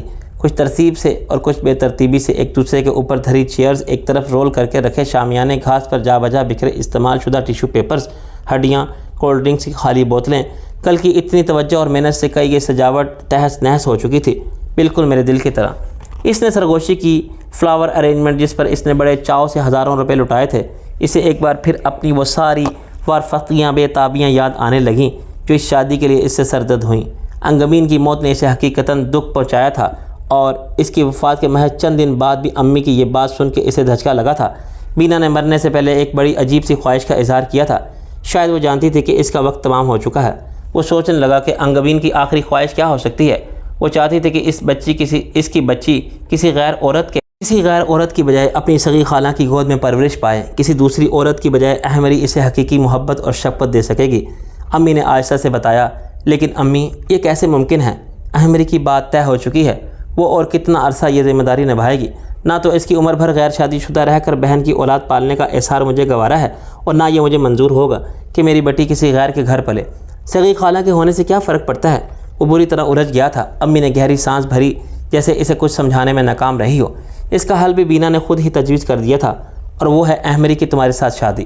اب کہ انہوں نے صاف الفاظ میں باور کرایا، وہ پھٹی پھٹی آنکھوں اور ادکھلے لبوں کے ساتھ انہیں دیکھ کر رہ گیا۔ دل نے پھیل کر سکڑنے سے انکار کر دیا تھا، اور شاید یہی حل بہترین ہے اور قابل عمل بھی۔ انہوں نے ایک نظر اسے دیکھا کہ شاید وہ کچھ بولے۔ اس وقت وہاں میرے علاوہ بینا کی ماں اور خود احمری بھی موجود تھی۔ بینا نے ان کے ہاتھ تھام کے وعدہ لیا تھا، میں سوچ رہی ہوں کہ 10ویں کے بعد تمہارے ابو کے ساتھ جا کر باقاعدہ بات کروں، پتہ چلے کہ ان کے ارادے کیا ہیں۔ ارادے؟ وہ بڑبڑایا۔ مگر آپ تو کہہ رہی تھی کہ بینا نے ان سے وعدہ لیا۔ ہاں وہ تو ہے، لیکن سوچتی ہوں کہ کہیں مرتی ہوئی بیٹی کے کول سے زیادہ اہم زندہ بیٹی کے ارمان نہ ہو جائیں۔ ارمان؟ وہ چونکا۔ ہاں واقعی احمری کی بھی تو کوئی مرضی ہو سکتی ہے، کوئی ارمان ہو سکتے ہیں، کوئی پسند ہو سکتی ہے، اور اس پسند والے خیال نے اس کی روح ہی سلب کر لی۔ اس پر انکشاف ہوا کہ وہ خود اذیتی کی حد کرتے ہیں۔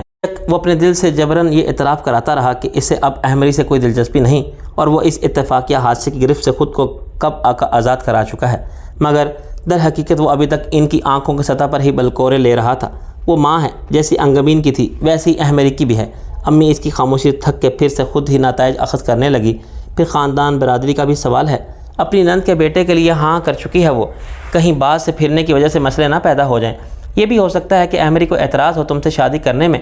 اس صاف مگر شفاف تبصرے پر اس نے تڑپ کے انہیں دیکھا، مگر یہ کہ ان کے تمام تر خدشے اور عارف کے وسوسے بے نام بے معنی رہے۔ ان کے کہنے سے قبل ہی انگبین کی والدہ نے از خود یہ تذکرہ چھیڑ دیا کہ وہ انگبین کی وفات سے اب تک یہیں تھی۔ نہ صرف وہ بلکہ میرو بھی۔ بہن جی، آپ کو تو یاد ہوگا کبھی نہ جاتے جاتے ہمیں کیا ذمہ داری سونپ گئی ہے، وہ کوئی بھولنے والی بات ہے؟ میں تو خود اس دن سے بس اسی کے بارے میں سوچتی رہی ہوں کہ وہ ہمیں کس امتحان میں ڈال گئی ہے۔ پہلے مجھے بھی ایسا ہی لگا تھا، لیکن اب میں نے ٹھنڈے دماغ سے سوچا تو مجھے اس میں صرف اس بچی کی نہیں بلکہ ہم سب کی بھلائی نظر آتی ہے۔ وہ بچی جو پیدا ہوتے ہی ماں کی گود سے محروم ہو گئی ہو، اس کے لیے ستیلی ماں، نہ میں وہاں سکون سے رہ سکتی تھی، نہ ہی آپ لوگ مطمئن ہوتے، لیکن میرو وہ بہن کی اولاد کو سینے سے لگا کے رکھے گی۔ یہ تو آپ درست کہہ رہی ہیں۔ اب اس کی بات اپنی نند کے بیٹے سے طے کر چکی ہیں۔ ہو سکتا ہے کہ اس فیصلے سے آپ کے خاندان میں کوئی تنازع پیدا ہو جائے، یا پھر احمری ہی اسی کے لیے رضامند نہ ہو۔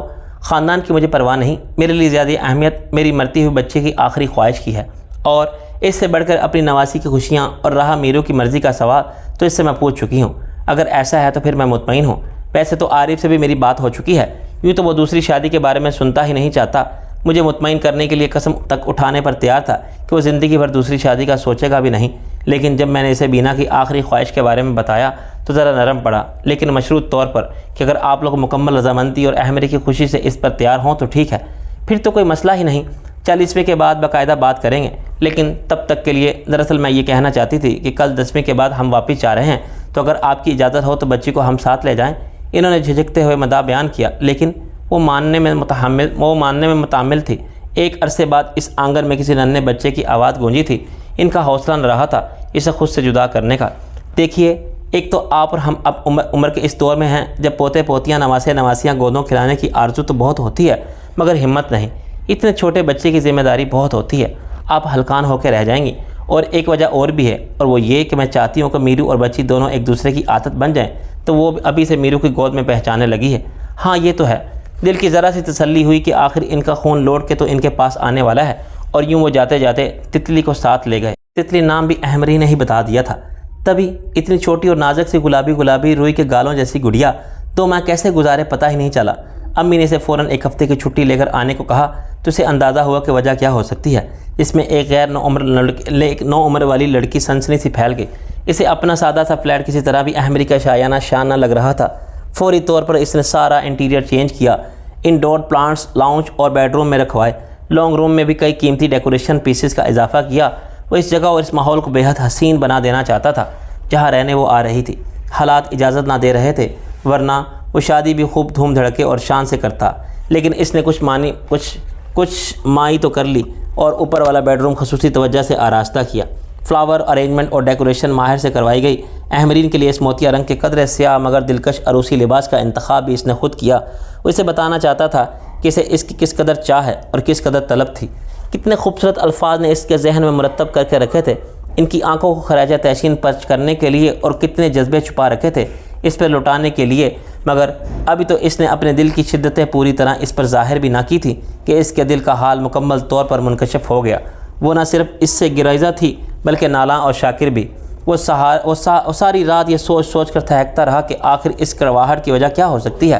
بہت سوچنے کے بعد دل و دماغ بھی اسی کہکے میں، مگر ابھی تو اس نے اپنے دل کی شدتیں پوری طرح اس پر ظاہر بھی نہ کی تھیں کہ اس کے دل کا حال مکمل طور پر منکشف ہو گیا۔ وہ نہ صرف اس سے گریزاں تھی بلکہ نالاں اور شاکی بھی۔ وہ ساری رات یہ سوچ کر تھکتا رہا کہ آخر اس کڑواہٹ کی وجہ کیا ہو سکتی ہے۔ بہت سوچنے کے بعد دل و دماغ بس اسی ایک نقطے پر متفق ہوئے کہ وہ صرف بحالت مجبوری اپنے خاندان کے دباؤ کے زیر اثر یا پھر بہن کی آخری خواہش کے احترام میں اس شادی کے لیے تیار ہوئی ہے۔ اذان ختم ہوتے ہی اسے احساس ہوا کہ اب گھر میں نماز کے لیے بیداری شروع ہو چکی ہوگی۔ سب سے پہلے تو ابو مسجد جانے کے لیے نکلیں گے اور مجھے یہاں اس طرح دیکھ کر نہ جانے کیا سوچیں۔ ناچار اپنے قدموں کا رخ اسے اندر کی جانب موڑنا پڑا۔ اپنے کمرے کے دروازے کے آگے وہ رک کر سوچنے لگا، کسے دستک دینی چاہیے یا ہینڈل موڑ کر اندر چلے جانا چاہیے، نہ جانے وہ سو رہی ہوگی یا یہ سوچ کر اس نے احتیاطاً ہلکی سی دستک دی۔ کوئی جواب نہ پا کر آرام سے دروازہ کھولا تو وہ بیڈ سے اٹھ ہی رہی تھی۔ اسے اندر آتا دیکھ کر پھر سے بڑی احتیاط کے ساتھ بیٹھ گئی اور اپنے پہلو میں لیٹی تتلی کو تھپکنے لگی۔ دروازہ بند ہونے کی آواز پر احمری نے پلٹ کر لبوں پر انگلی رکھ کے اسے خاموش کا اشارہ دیا۔ عارف کو لگا جیسے اسی لمحے ان کے درمیان کوئی اجنبیت، کوئی بیگانگی نہ ہو اور تتلی کے ننھے سے وجود نے انہیں کسی ریشمی ڈور سے باندھ دیا ہو۔ احمری کے ایک اپنائیت بھرے اظہار نے رات کے تلخ رویے کی ساری بدمزگی ظاہر کر دی تھی۔ وہ واقعی سب کچھ بھول گیا۔ دبا باؤں اس کے قریب آ کھڑا ہوا۔ پتہ نہیں کب وہ تتلی کو یہاں لے کر آئی اور پتہ نہیں کب اس نے اپنا عروسی لباس تبدیل کیا تھا۔ بلیک اینڈ وائٹ پرنٹ کے ڈھیلے ڈھالے کاٹن کے کرتا شلوار قمیض اور اس پر سفید دوپٹہ اوڑھ رکھا تھا۔ رات کے میک اپ کا چہرے پر ہلکا سا نشان بھی باقی نہ تھا، ماں سوائے بالوں کے سیدھی مانگ میں چمکتے افشاں کے ذرات کے۔ بال ایک ڈھیلے سے جوڑے میں قید تھے۔ پھر شاید اس کی گہری نیند سے مطمئن ہوتے ہوئے اٹھ کھڑی ہوئی۔ قریب کھڑے عارف پر ایک نظر ڈالے بغیر وہ سیدھی ٹیکسی روم تک چلی گئی اور دیوار گیر الماریوں کے پٹ کھول کر کچھ تلاش کرنے لگی۔ یہ لو، عارف نے بیڈ کی سائڈ ٹیبل کی نچلی دراز سے جائے نماز نکال کر اس کے آگے کی۔ یہی ڈھونڈ رہی تھی تم؟ شکریہ۔ شکریہ تو مجھے تمہارا ادا کرنا چاہیے احمری۔ اس نے اندیکھی دیوار گرانے کی نیت سے پہلا قدم اٹھایا۔ یہ تمہاری شادی کی پہلی رات تھی، اس گھر میں نئے رشتے کے ساتھ پہلی رات، اور اس میں بھی تم اپنے فرض سے غافل نہیں رہی۔ اس محبت کے بدلے میں محبت کے سوا اور کیا دیا جا سکتا ہے؟ میں تم سے عہد کرتا ہوں احمری کہ آج سے ابھی سے میرے تمام پلیز۔ اس نے ہاتھ اٹھا کے اسے مزید کچھ کہنے سے باز رہنے کا اشارہ دیا۔ لہجے میں حد درجہ بیزاری اور تنفر تھا۔ پلیز آپ اپنے تمام عہد اپنے پاس ہی سنبھال کر رکھیے۔ میں یہاں آپ سے عہد و پیمان باندھنے نہیں آتی۔ جس فرض کو ادا کرنے کی نیت سے آئی ہوں، اس کے لیے نہ مجھے شکریہ کی ضرورت ہے، نہ ہی کسی اور چیز کی حاجت، اس نے چبا چبا کر کہا۔ عارف کا دل بجھ گیا، اور ویسے بھی تتلی کے معاملے میں کسی پر کوئی احسان نہیں کر رہی۔ سگی بہن کی اولاد ہے وہ، آپ مجھ سے یہ نیا رشتہ نہ بھی جوڑتے تب بھی میرا اور اس کا تعلق کمزور نہ تھا۔ میں مانتا ہوں، مگر میرا کہنے کا مقصد تو صرف یہ تھا کہ اتنی اعلیٰ ظرفی کا ثبوت تو کوئی دے سکتا ہے۔ اس نے احمری کا دل موم کرنے کی کوشش جاری رکھی۔ آخر دلہن کے روپ میں ماں بننا کم آسان تو نہیں، اور آپ کا اپنے بارے میں کیا خیال؟ اس نے لبوں پہ طنزیہ مسکراہٹ سجاتے ہوئے چپتی ہوئی نظروں کے ساتھ سوال کیا۔ اگر آپ میری جگہ ہوتے، یعنی آپ کی شادی ایک بچی کی ماں سے ہوتی اور وہ دلہن کے روپ میں شادی کی پہلی رات اپنی بچی کو تھپکنے میں گزار دیتی، تو کیا آپ تب بھی اسی طرح اس کی حوصلہ افزائی کر رہے ہوتے؟ بات کو کہاں سے کہاں پہنچا دینے پر عارف کی پیشانی شکنوں سے پر ہو گئی تھی، جسے احمری نے کچھ اور سمجھا۔ دیکھا، اس بات کا تصور کرنا بھی آپ کو کس قدر ناگوار لگ رہا ہے۔ ایک منٹ احمری، وہ غصے سے کھول کر رہ گیا۔ صلح اور جو شانت رہنے کے سارے ارادے ڈھے، تم نے بھی تتلی کی ماں بن کے کوئی احسان نہیں کیا۔ اگر تم اس کی صحیح خالہ نہ ہوتی تو صرف ستیلی ماں ہوتی، تو کیا تب تمہیں شادی کی پہلی رات اس کمرے میں اس کا وجود گوارا ہوتا؟ نہیں، کبھی نہیں۔ وہ ششدر کھڑی دیکھتی رہی اور وہ اس کے قریب سے گزرتا واش روم میں گھس گیا۔ واش روم کے دروازے نے دھڑ سے بند ہو کر اسے چونکا دیا۔ تتلی بھی اس اچانک دھماکے سے ڈر کے بیدار ہو گئی اور چلا کے رونے لگی۔ وہ خاموشی سے اسے مختصر سے بیگ میں پیکنگ کرتے دیکھ رہا تھا۔ امی ابھی کچھ دیر پہلے تتلی کو اپنے کمرے میں لے کر گئی تھی۔ عارف نے ایک بار پھر اسے مخاطب کرنے کی کوشش کی۔ احمری، کیوں تماشا بنوا رہی ہو ذرا سی بات کا؟ میں آپ کے ساتھ اسلام آباد نہیں جاؤں گی، ہرگز نہیں جاؤں گی۔ یہ میرا آخری فیصلہ ہے، جس میں کسی قسم کی تبدیلی ممکن نہیں۔ یہی ہردری تم تب بھی دکھا سکتی تھی جب ہماری شادی میرے ساتھ کی جا رہی تھی۔ اب بار بار مجھے یہ طعنہ مت دیجیے، اس نے ایک دم سے گھوم کر اس کی آنکھوں میں آنکھیں ڈال کر کہا، اور وہ وہیں محصور ہو گیا۔ میں آپ کو کیسے یقین دلاؤں کہ یہ شادی نہ تو زبردستی ہوئی ہے اور نہ ہی کسی نے مجھے مجبور کیا۔ ہاں، جبکہ یہ حقیقت ہے کہ اس شادی کے لیے میری رضامندی کی ایک بڑی وجہ تتلی ہے۔ آپ بھی یہ مت بھولیے کہ میں یہاں تتلی کی ماں بن کے آئی ہوں، آپ کی بیوی نہیں۔ مجھے اس کے لیے رہنے دیجیے، نہ مجھ پر کوئی حق جتائیے اور نہ ہی میں کسی حق کو تسلیم کروں گی۔ اس نے ہزار کوشش کی لہجہ پتھر کرنے کی، مگر آخر میں الفاظ تھر تھرا ہی گئے۔ عارف اب تک اس کی آنکھوں میں ہی کھویا ہوا تھا، جو ایک بار اس پر قہر برسانے کے بعد اب رخ پھیرے آنسو برسا رہی تھی۔ کیسے اتروں پار، بادل تیری آنکھیں، دریا خواب، کیسے اتروں پار۔ اس کی مدم گنگناہٹ پر وہ چونک گئی اور ناگواری سے اسے یوں دیکھنے لگی مباد اس کا دماغ چل گیا ہو۔ وہ ذرا سا سنبھل گیا۔ میری بیٹی کی ماں بننے کے لیے تمہیں میری بیوی تو بننا ہی ہوگا۔ اس نے نہ چاہتے ہوئے بھی شوخی کی جسارت، مجھے ایسا کوئی شوق نہیں۔ وہ بات کی تہہ میں اترے بغیر رخائی سے کہتی پھر سے بیگ کی سائیڈ پاکٹس چیک کرنے لگی۔ خیر، یوں تو مت کہو، شوق تو بہت ہے تمہیں میرے بچوں کی ماں بننے کا۔ وہ اور کھلا، اس کے لیے تمہیں میرا حق بھی تسلیم کرنا پڑے گا اور مجھے یہ بھی حق جتانے کی ہمت کرنی پڑے گی۔ مجھے دھمکا رہے ہیں آپ، مجھے خوفزدہ کرنے کی کوشش کر رہے ہیں۔ تم کوئی مغویہ نہیں ہو جسے میں نے آپ سے بیجا میں رکھا ہوا ہے اور اسے خوفزدہ کرنے کی نیت سے دھمکیاں دے رہا ہوں۔ منکوحہ ہو میری منکوحہ، جائز شرعی بیوی۔ اس کو کسی طرح نرم نہ پڑتے دیکھ کر عارف کو بھی اپنا مصلحانہ رویہ ترک کرنا پڑا۔ ہو نہ ہو جائز شرعی منکوحہ بیوی، اس نے چبا چبا کے جتایا۔ وہ تو میری بہن بھی تھی، اس کا بیچ میں کیا ذکر ہے؟ وہ حیران ہوا۔ ذکر تو ہوگا عارف مصطفیٰ۔ وہ عجیب طرح سے مسکرائی، جیسے اسے چیلنج دے رہی ہو یا خبردار کر رہی ہو۔ آپ کے سامنے اس کی سگی بہن بیٹھی ہے، اس لیے کہہ رہی ہوں کہ مجھے ساتھ لے جانے کا ارادہ ترک کر دیجئے۔ آپ کو سوائے مایوسی کے کچھ ہاتھ نہ آئے گا۔ شادی کے اس پہلے ہفتے پر ان کی تیسری بار تفصیلی گفتگو تھی جو تلخی پر ختم ہوئی۔ وہ اسے ناپسند کرتی تھی، بلکہ شاید نفرت کرتی تھی۔ اس کا اندازہ تو اس کے ہر عمل سے بخوبی ہوتا تھا، لیکن کیوں، یہ وہ جاننا چاہتا تھا۔ جب ان سرمئی بادلوں سے آنکھوں میں اپنے لیے خون آندھیاں دیکھتا، یہ چیز اس کے لیے سب سے زیادہ ناقابل برداشت ہوتی تھی۔ پہلی رات کو بھی وہ اسی طرح غصے سے کھولتا باہر نکل گیا، اور دوسری بار جب شادی کے تیسرے روز وہ 2 دن کے لیے اپنے میکے جا رہی تھی تو اس نے سب کچھ بھلا کر پیشکش کی، میں پرسوں تمہیں لینے آ رہا ہوں، لیکن اگر تم 2 دن کی بجائے وہاں رہنے کا دورانیہ مختصر کرتے ہوئے صرف 1 دن کا پروگرام بنا لو تو میں ابھی تمہارے ساتھ چلتا ہوں۔ 1 رات رہ کر کل واپس چلے آئیں گے۔ یہ مہربانی کے سلسلے میں تیوری چڑھا کے پوچھا گیا۔ مہربانی کیسی؟ بھائی یہ تو رسم ہوتی ہے، جانا پڑتا ہے۔ ہاں 2 دن رہنا ذرا مشکل ہے، اس لیے میں نے سوچا جب آنا ہو مجھے بتا دینا، میں آ جاؤں گا۔ آپ کیوں زحمت کرتے ہیں، میں آ جاؤں گی۔ ویسے ہی جیسے انگبین آئی تھی، آپ اپنے اصول کیوں ترک کر رہے ہیں؟ عارف کو بہت کچھ یاد آ گیا۔ انگبین بھی مکلاوے کے وقت اکیلی ہی گئی تھی۔ سسرال والوں کو بہت اصرار اور امی کے سمجھانے بجھانے پر بھی وہ ساتھ جانے کو تیار نہ ہوا تھا۔ بھائی مجھے اجنبی لوگوں میں رہنے سے گھبراہٹ ہوتی ہے، اس لیے میری طرف سے تو معذرت۔ اس نے بڑی رکھائی سے ساس کے محبت بھرے اصرار کے جواب میں کہا تھا۔ تو بیٹا پھر کل آ جانا، ساری برادری اکٹھی ہوگی، یہ تو رسم ہوتی ہے۔ تمہاری غیر موجودگی 100 سوالوں کی جنم دے گی، ہم کس کے مطمئن کرتے پھریں گے۔ ہاں ضرور آئیں گا۔ یہ بھی کوئی کہنے کی بات ہے؟ اس کے برے منہ بنانے کی پرواہ نہ کرتے ہوئے امی نے جلدی سے انہیں یقین دہانی کروائی، مگر وہ بھی اپنی ضد کا پکا تھا۔ اس روز امی اور ابو کو اکیلے ہی جہلم جانا پڑا۔ وہ امی کی صلاحاتیں ڈھیٹ بنا سنتا رہا، مگر ٹس سے مس نہ ہوا۔ پرانی باتیں یاد آتے ہی اس کی سمجھ میں احمری کا طنزیہ لہجہ بھی آ گیا۔ اب وہ اس سے کیا سمجھاتا کہ اس وقت اس کے وہاں نہ جانے کی وجہ کیا تھی؟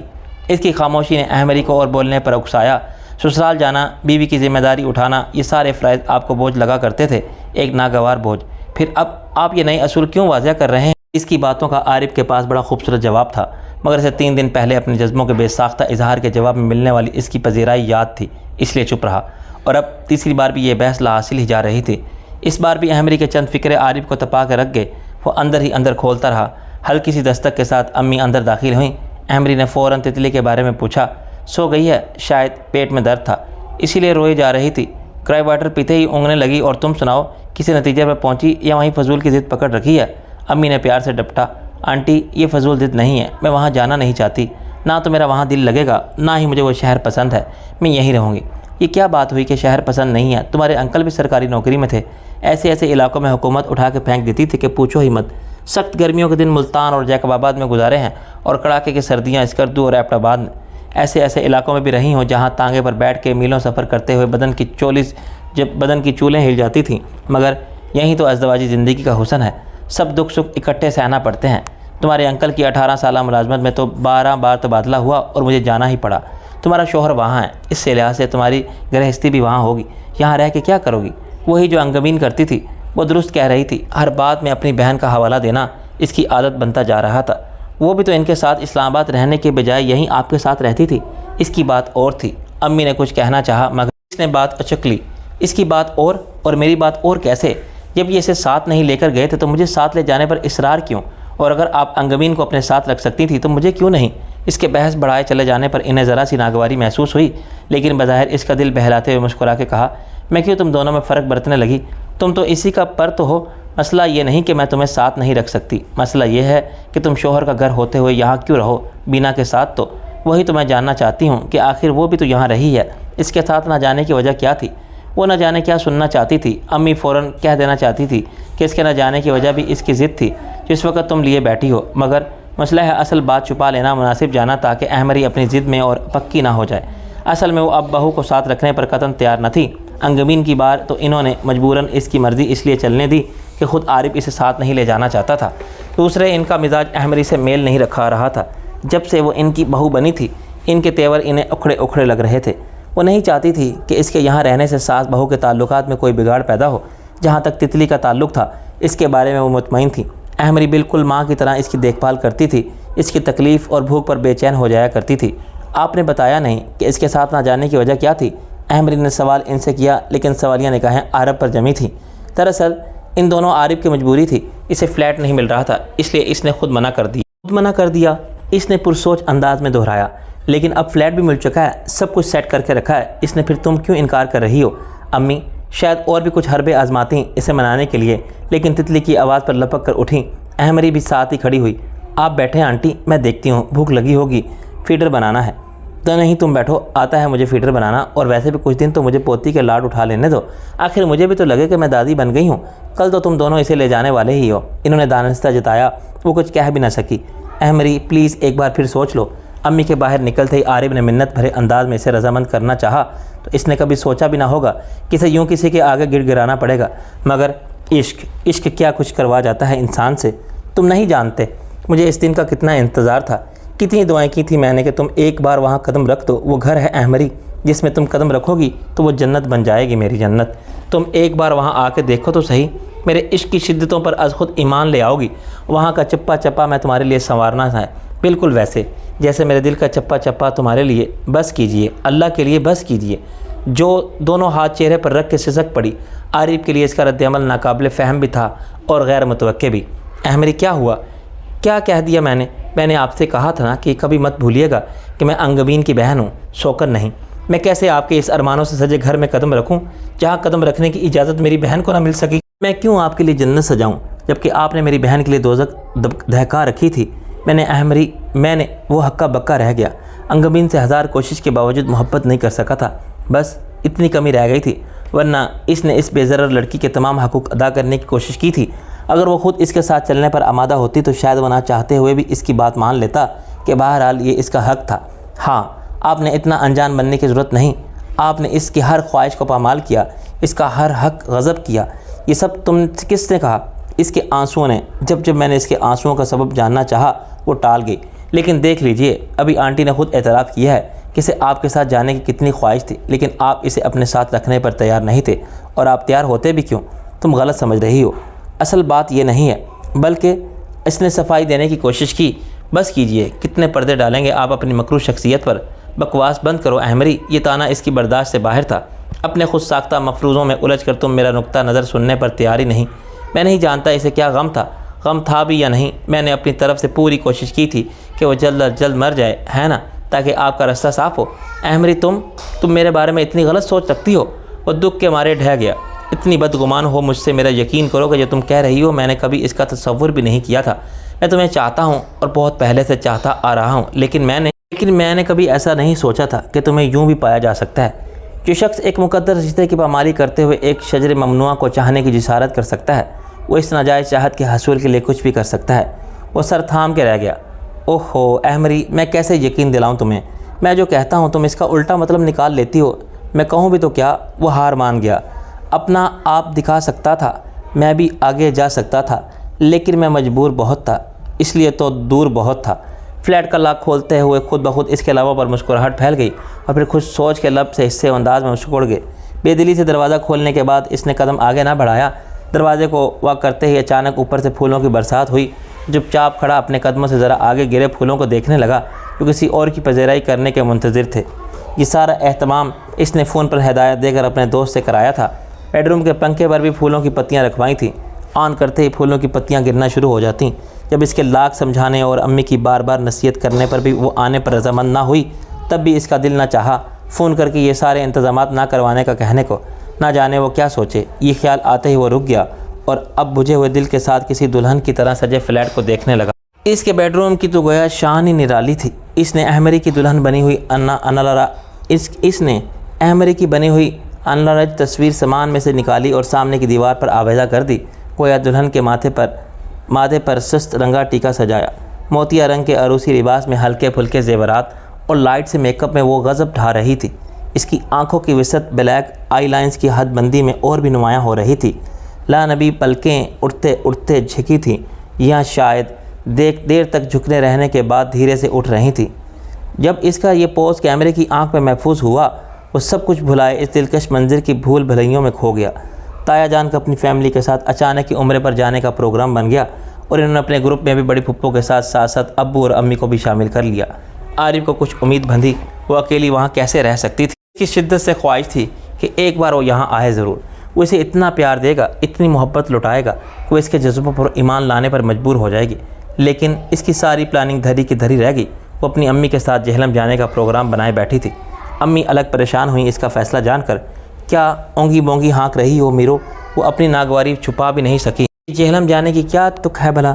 یہ کیا بات ہوئی بہن جی؟ بچیاں کیا میکے نہیں آیا جایا کرتیں؟ عارف کی ساس برا مانتے ہوئے بولیں، ضرور آتی جاتی ہیں، مگر بچیاں اپنے شوہروں کے گھر بھی تو بسایا کرتی ہیں۔ وہ چپ کر گئیں۔ کیا کہتیں؟ اس معاملے میں بیٹی ان کی ایک سننے پر تیار نہ تھی۔ آنٹی میں شادی کے بعد ایک بار بھی وہاں رہنے نہیں گئی۔ امی آئی ہوئی ہیں، اب ان کے ساتھ چلی جاتی ہوں، بعد میں پتہ نہیں کب موقع ملے۔ آپ کو تم پتہ ہے عارف سسرال جانا پسند نہیں کرتے۔ اس نے عارف کو دیکھتے ہوئے بطور خاص ہی جملہ جتا کر کہا، ہفتہ 10 دن رہنے کے بعد میں اسلام آباد چلی جاؤں گی۔ اس نے تسلی دی، حالانکہ اس کا کوئی ارادہ نہیں تھا، مگر وہ ان کی روانگی والے روز کوئی بدمزگی نہیں چاہتی تھی، اس لیے ان کے اطمینان کے لیے وعدہ کر لیا۔ پتہ نہیں انہوں نے یقین کیا یا نہیں، مگر مزید اصرار نہ کیا، اور وہ جو دل میں جانے کا کیا سوچ کر آیا تھا کہ اسے منانے کے لیے یہ کہے گا، وہ کہے گا دل ہی دل میں لے کر رہ گیا، تم بہت بری ہو احمری، بہت بری۔ اس نے چپکے سے گلہ کیا۔ وہ انجان بنی تتلی کو فراق پہناتی رہی جیسے کچھ سنا ہی نہ ہو۔ اتنی بڑی ہو گئی کہ تم سے نفرت ہو جانی چاہیے، مگر پتہ نہیں کیوں یہ نفرت کم بخت ہوتی ہی نہیں۔ اتنی بڑی ہو تم کہ تم سے محبت کے دعوے سے مکر جانا چاہیے، مگر یہ محبت بھی کم بخت مکرتی نہیں۔ اس کے لہجے میں کچھ تھا کہ تتلی کی مخملی گالوں پہ بیبی لوشن ملتے ہوئے اس کے ہاتھ کا کپا اٹھے۔ اس نے نظر اٹھا کے اپنے نزدیک نیم دراز عارف کو دیکھا۔ صرف اس کا لہجہ ہی شکستہ نہیں تھا، بلکہ وہ پورا کا پورا کھنڈر نظر آ رہا تھا۔ احمری کو اپنے اندر کچھ ٹوٹتا محسوس ہوا۔ کمزور پڑنے کے خوف سے اس سے اگلے ہی پل میں وہ وہاں سے نکلنے پر مجبور کر دیا۔ اسلام آباد سے آتے ہوئے اس نے احمری کے دل سے تمام کدورتیں مٹا لینے کا جو عزم کیا تھا، وہ اس کی مزید بڑی ہوئی اجنبیت دیکھ کے اپنے دعوے سے دستبردار ہو گیا۔ اس نے نہ اپنے جذبوں کی رسوائی منظور تھی، نہ ہی اپنی محبت کی ذلت۔ وہ چپ چاپ اسے جہلم جاتا دیکھتا رہا۔ باری باری سارے گئے، دریا پار اتارے گئے، ایک تو اپنے جیسے ہی اکھڑ پن میں مارے گئے۔ وہ یہاں آ تو گئی تھی، مگر دل سے بے چینی نہ جا رہی تھی۔ کیا میں نے کچھ غلط کیا؟ اگر نہیں تو پھر اضطراب کس لیے؟ کیوں مجھے ایسا لگ رہا تھا جیسے مجھ سے کوئی جرم ہو گیا ہو، جیسے میں نے کسی کا دل توڑ دیا ہو؟ کیا اس شخص کا دل توڑنا جائز نہیں جس نے میری بہن کا دل دکھایا؟ اس نے بڑھتے ہوئے احساس جرم کی پشیمانی کم کرنے کے لیے دلیل دی، مگر جواب میں صرف سناٹا تھا اور وہ گھبرا گئی۔ تم بہت بری ہو احمری، بہت بری۔ اس نے بہت دکھ سے گلہ کیا۔ ہاں میں بری ہوں، مگر صرف بروں کے ساتھ۔ تم کون سا اچھا نکلے جس نے نکاح کے بول ادا کرنے کے چند منٹ بعد ہی بددیانتی کا مظاہرہ شروع کر دیا؟ کیا میں بھول سکتی ہوں تمہاری وہ پہلی نظریں جنہوں نے خطرے کا الارم تو تب ہی میرے دل میں بجا ڈالا تھا، مگر ان کی اصل مفہوم مجھے تب پتہ چلا جب شادی کے رات تم نے خود اقرار کیا کہ تم مجھ سے محبت کرتے ہو۔ آج سے نہیں، بلکہ ان کا اصل مفہوم مجھے تب پتہ چلا جب شادی کے رات تم نے خود اقرار کیا کہ تم مجھ سے محبت کرتے ہو۔ آج سے نہیں، بلکہ اس وقت سے جب سے تم نے مجھے دیکھا۔ گھن آتی ہے یہ سوچ کر کہ کوئی شخص اس قدر مکروہ اور غلیظ ذہنیت والا بھی ہو سکتا ہے کہ پہلو میں دلہن بٹھا کے کسی اور پر نظریں ڈال رہا ہو، اور وہ کسی اور بھی کوئی غیر نہیں، اس کی منکوحہ کی سگی بہن۔ شاید انگبین سب جان چکی تھی۔ یہی وجہ تھی کہ اس کے دکھ کی، اسی لیے درد اس کی آنکھوں میں ٹھہرا رہتا تھا۔ کاش ایسا نہ ہوا ہوتا، کاش عارف مصطفیٰ تم نے یہ سب نہ کیا ہوتا تو مجھے اپنی بہن کو دیا ہوا عہد نبھانے میں کتنی سہولت رہتی۔ امی نے تو کہا تھا کہ اگر میری مرضی نہیں تو وہ کوئی زبردستی نہیں کریں گی، مگر میں خود غرضی نہ دکھا سکی۔ تمہیں مجھ سے محبت ہوتی، مگر ایک بیوی کی حیثیت سے۔ میرے بیوی بننے کے بعد جب تم تو اپنے ہی اس عشق کے داستانیں مجھے سنا رہے تھے جو تمہیں اپنی بیوی کی بہن سے ہوا تھا، اس شرمناک تفصیل کو سننے کے بعد میں کیسے تمہیں قبول کر لوں؟ کمال ہے میرو، تتلی کب سے روئی جا رہی ہے تو تم کن خیالات کے تم نہ جانے کن خیالوں میں مگن ہو۔ امی نے اس کے خیالات کا تسلسل توڑ، سوری امی، مجھے پتہ نہیں چلا۔ وہ نادم ہو کے ان کی گود میں مچلتی تتلی کو لینے لگی۔ کچھ دیر کھڑی اسے تتلی کو ٹہلاتے چپ کراتے دیکھتی رہی۔ پتہ نہیں کیوں میرو، مگر مجھے لگتا ہے کہ جیسے کسی اجلت بھرے جذباتی فیصلے نے تمہیں مشکل میں ڈال رکھا ہے۔ کہیں تم اب اپنے فیصلے پر پچھتا تو نہیں رہی؟ وہ جو ننھی تتلی کی فلکاریاں دیکھتے ہوئے اپنے پسمردہ ذہن کی تکان اتار رہی تھی، چونک کے رہ گئی۔ امی، آپ کیسی باتیں کر رہی ہیں؟ میں نے پوری رضامندی کے ساتھ یہ ذمہ داری اٹھائی تھی۔ پچھتانے یا گھبرانے کا تو سوال ہی پیدا نہیں ہوتا۔ تو پھر مجھے ایسا کیوں لگتا ہے کہ تم خوش نہیں ہو؟ تمہارے چہرے پر خوشی کے وہ رنگ نہیں ہیں جو نو بیائیوں کے چہروں پر ہوتے ہیں، تم نے وہ نکھار اور پختگی نہیں جو سہاگنوں کا سنگار ہوتی ہیں انہوں نے کوریدا۔ یہ سوال آپ نے کبھی انگمین سے کیوں نہیں کیا امی؟ اس کے سوال پر وہ گڑبڑا گئی۔ آپ کو میری ناخوشی نظر آ گئی، جبکہ میں آپ سے اکثر کہا کرتی تھی کہ بینا بہت بجھی بجھی سی رہنے لگی ہے، اس کی آنکھیں ہر وقت روئی روئی سے رہتی ہیں، اور آپ ہمیشہ ٹال دیا کرتی تھی میرا وہم قرار دے کر۔ اس وقت فون کی بیل نے امی کی توجہ بانٹ لی۔ ہاں بہزاد بیٹا، جیتے رہو۔ بس بیٹا اب تو بالکل ٹھیک ہے، ویسے ہی آدھی بیماری تو بچوں کو دیکھنے سے دور ہو جاتی ہے۔ تمہارے ماموں بھلے چنگے ہیں جب سے بیٹی اور نواسی گھر آئی ہوئی ہیں؟ ہاں اپنی میرو تتلی کہتے ہیں، نہیں اصل نام تو التفات ہے۔ ہاں بھائی، مشکل نام میرو کے سوا کون رکھ سکتا ہے؟ ضرور بیٹا ضرور آؤ، تمہارا اپنا گھر ہے۔ ہاں ابھی کچھ روز رہے گی۔ اچھا بیٹا، خدا حافظ۔ آپا کو میرا سلام کہنا، آؤں گی کسی روز۔ مسکراتے ہوئے انہوں نے ریسیور رکھا۔ ایمری استعجاب سے انہیں ہی دیکھ رہی تھی۔ بہزاد کا فون تھا۔ وہ اس بات میں جواب ملنے پر پھر بولی۔ پھپھو کی ناراضگی ختم ہو گئی؟ ابھی کہاں، بار بار تو وہ ماننے سے رہیں۔ بار بار؟ وہ الجھی۔ ہاں بس وہ ٹالنے کے انداز میں بولی، دیکھو غصہ ان کا بھی بیجا نہیں، مگر انہیں بھی ہماری مجبوری دیکھنا چاہیے۔ اگر تو ہم نے کسی اونچی جگہ کا لالچ کرتے ہوئے بہزاد سے مالی یا تعلیمی لحاظ سے برتر رشتے کو فوقیت دی ہوتی تو ان کا گلہ جائز تھا، لیکن ہم نے تو صرف بیٹی کی خواہش کا پاس کیا۔ کوئی اور لڑکی آئی ہوتی تو ہم نواسی کی شکل دیکھنے کو ترس جاتے، اور نہ جانے وہ کیا سلوک کرتی، وہ بن ماں کی بچی سے کیوں ٹھیک کیا نا۔ ہاں مگر یہ تو سب آپ ان سے بہت بار کہہ چکی ہیں، وہ ماننے پر کب تیار تھیں۔ پھر اب یہ بہزاد کا فون آنا جانا، بہزاد بھلا لڑکا ہے، اور تمہیں تو پتہ ہے بچپن سے اس گھر میں اس کا آنا جانا ہے، اپنے ماموں سے بہت پیار کرتا ہے، اس سے کوئی شکایت نہیں، اپنی ماں کو بھی سمجھاتا رہتا ہے۔ کہہ رہا تھا کہ وقتی غصہ ہے اتر جائے گا۔ تمہارے آنے کا سن کر بہت خوش ہوا، تتلی کو دیکھنے آئے گا کل یا پرسوں۔ وہ سر ہلا کے رہ گئی۔ کمال ہے یار، کہاں ہے تمہاری بیگم؟ تم تو بڑے دعوے کر رہے تھے کہ آغا صاحب آپ کی بیگم دھاک جو پوری بلڈنگ میں پھیلی ہوئی تھی وہ میری بیگم کے آتے ہی زیرو ہو جائے گی، اور یہاں تم اکیلے ہی ہاتھ لٹکائے آگے۔ کہاں ہے تمہاری بیگم اور تمہاری ننھی پری؟ سلمان آغا نے شور مچایا۔ پری نہیں آغا صاحب، تتلی۔ ہاں یار وہی، خیریت تو ہے نا؟ دراصل اس کی طبیعت کچھ ٹھیک نہیں تھی، میں نے ساتھ لانا مناسب نہیں جانا کہ کہیں آب و ہوا کی تبدیلی سے طبیعت مزید خراب نہ ہو جائے، اس لیے وہ اپنے میکے چلے گی، مگر کچھ دن کے لیے آ جائے گی جلدی۔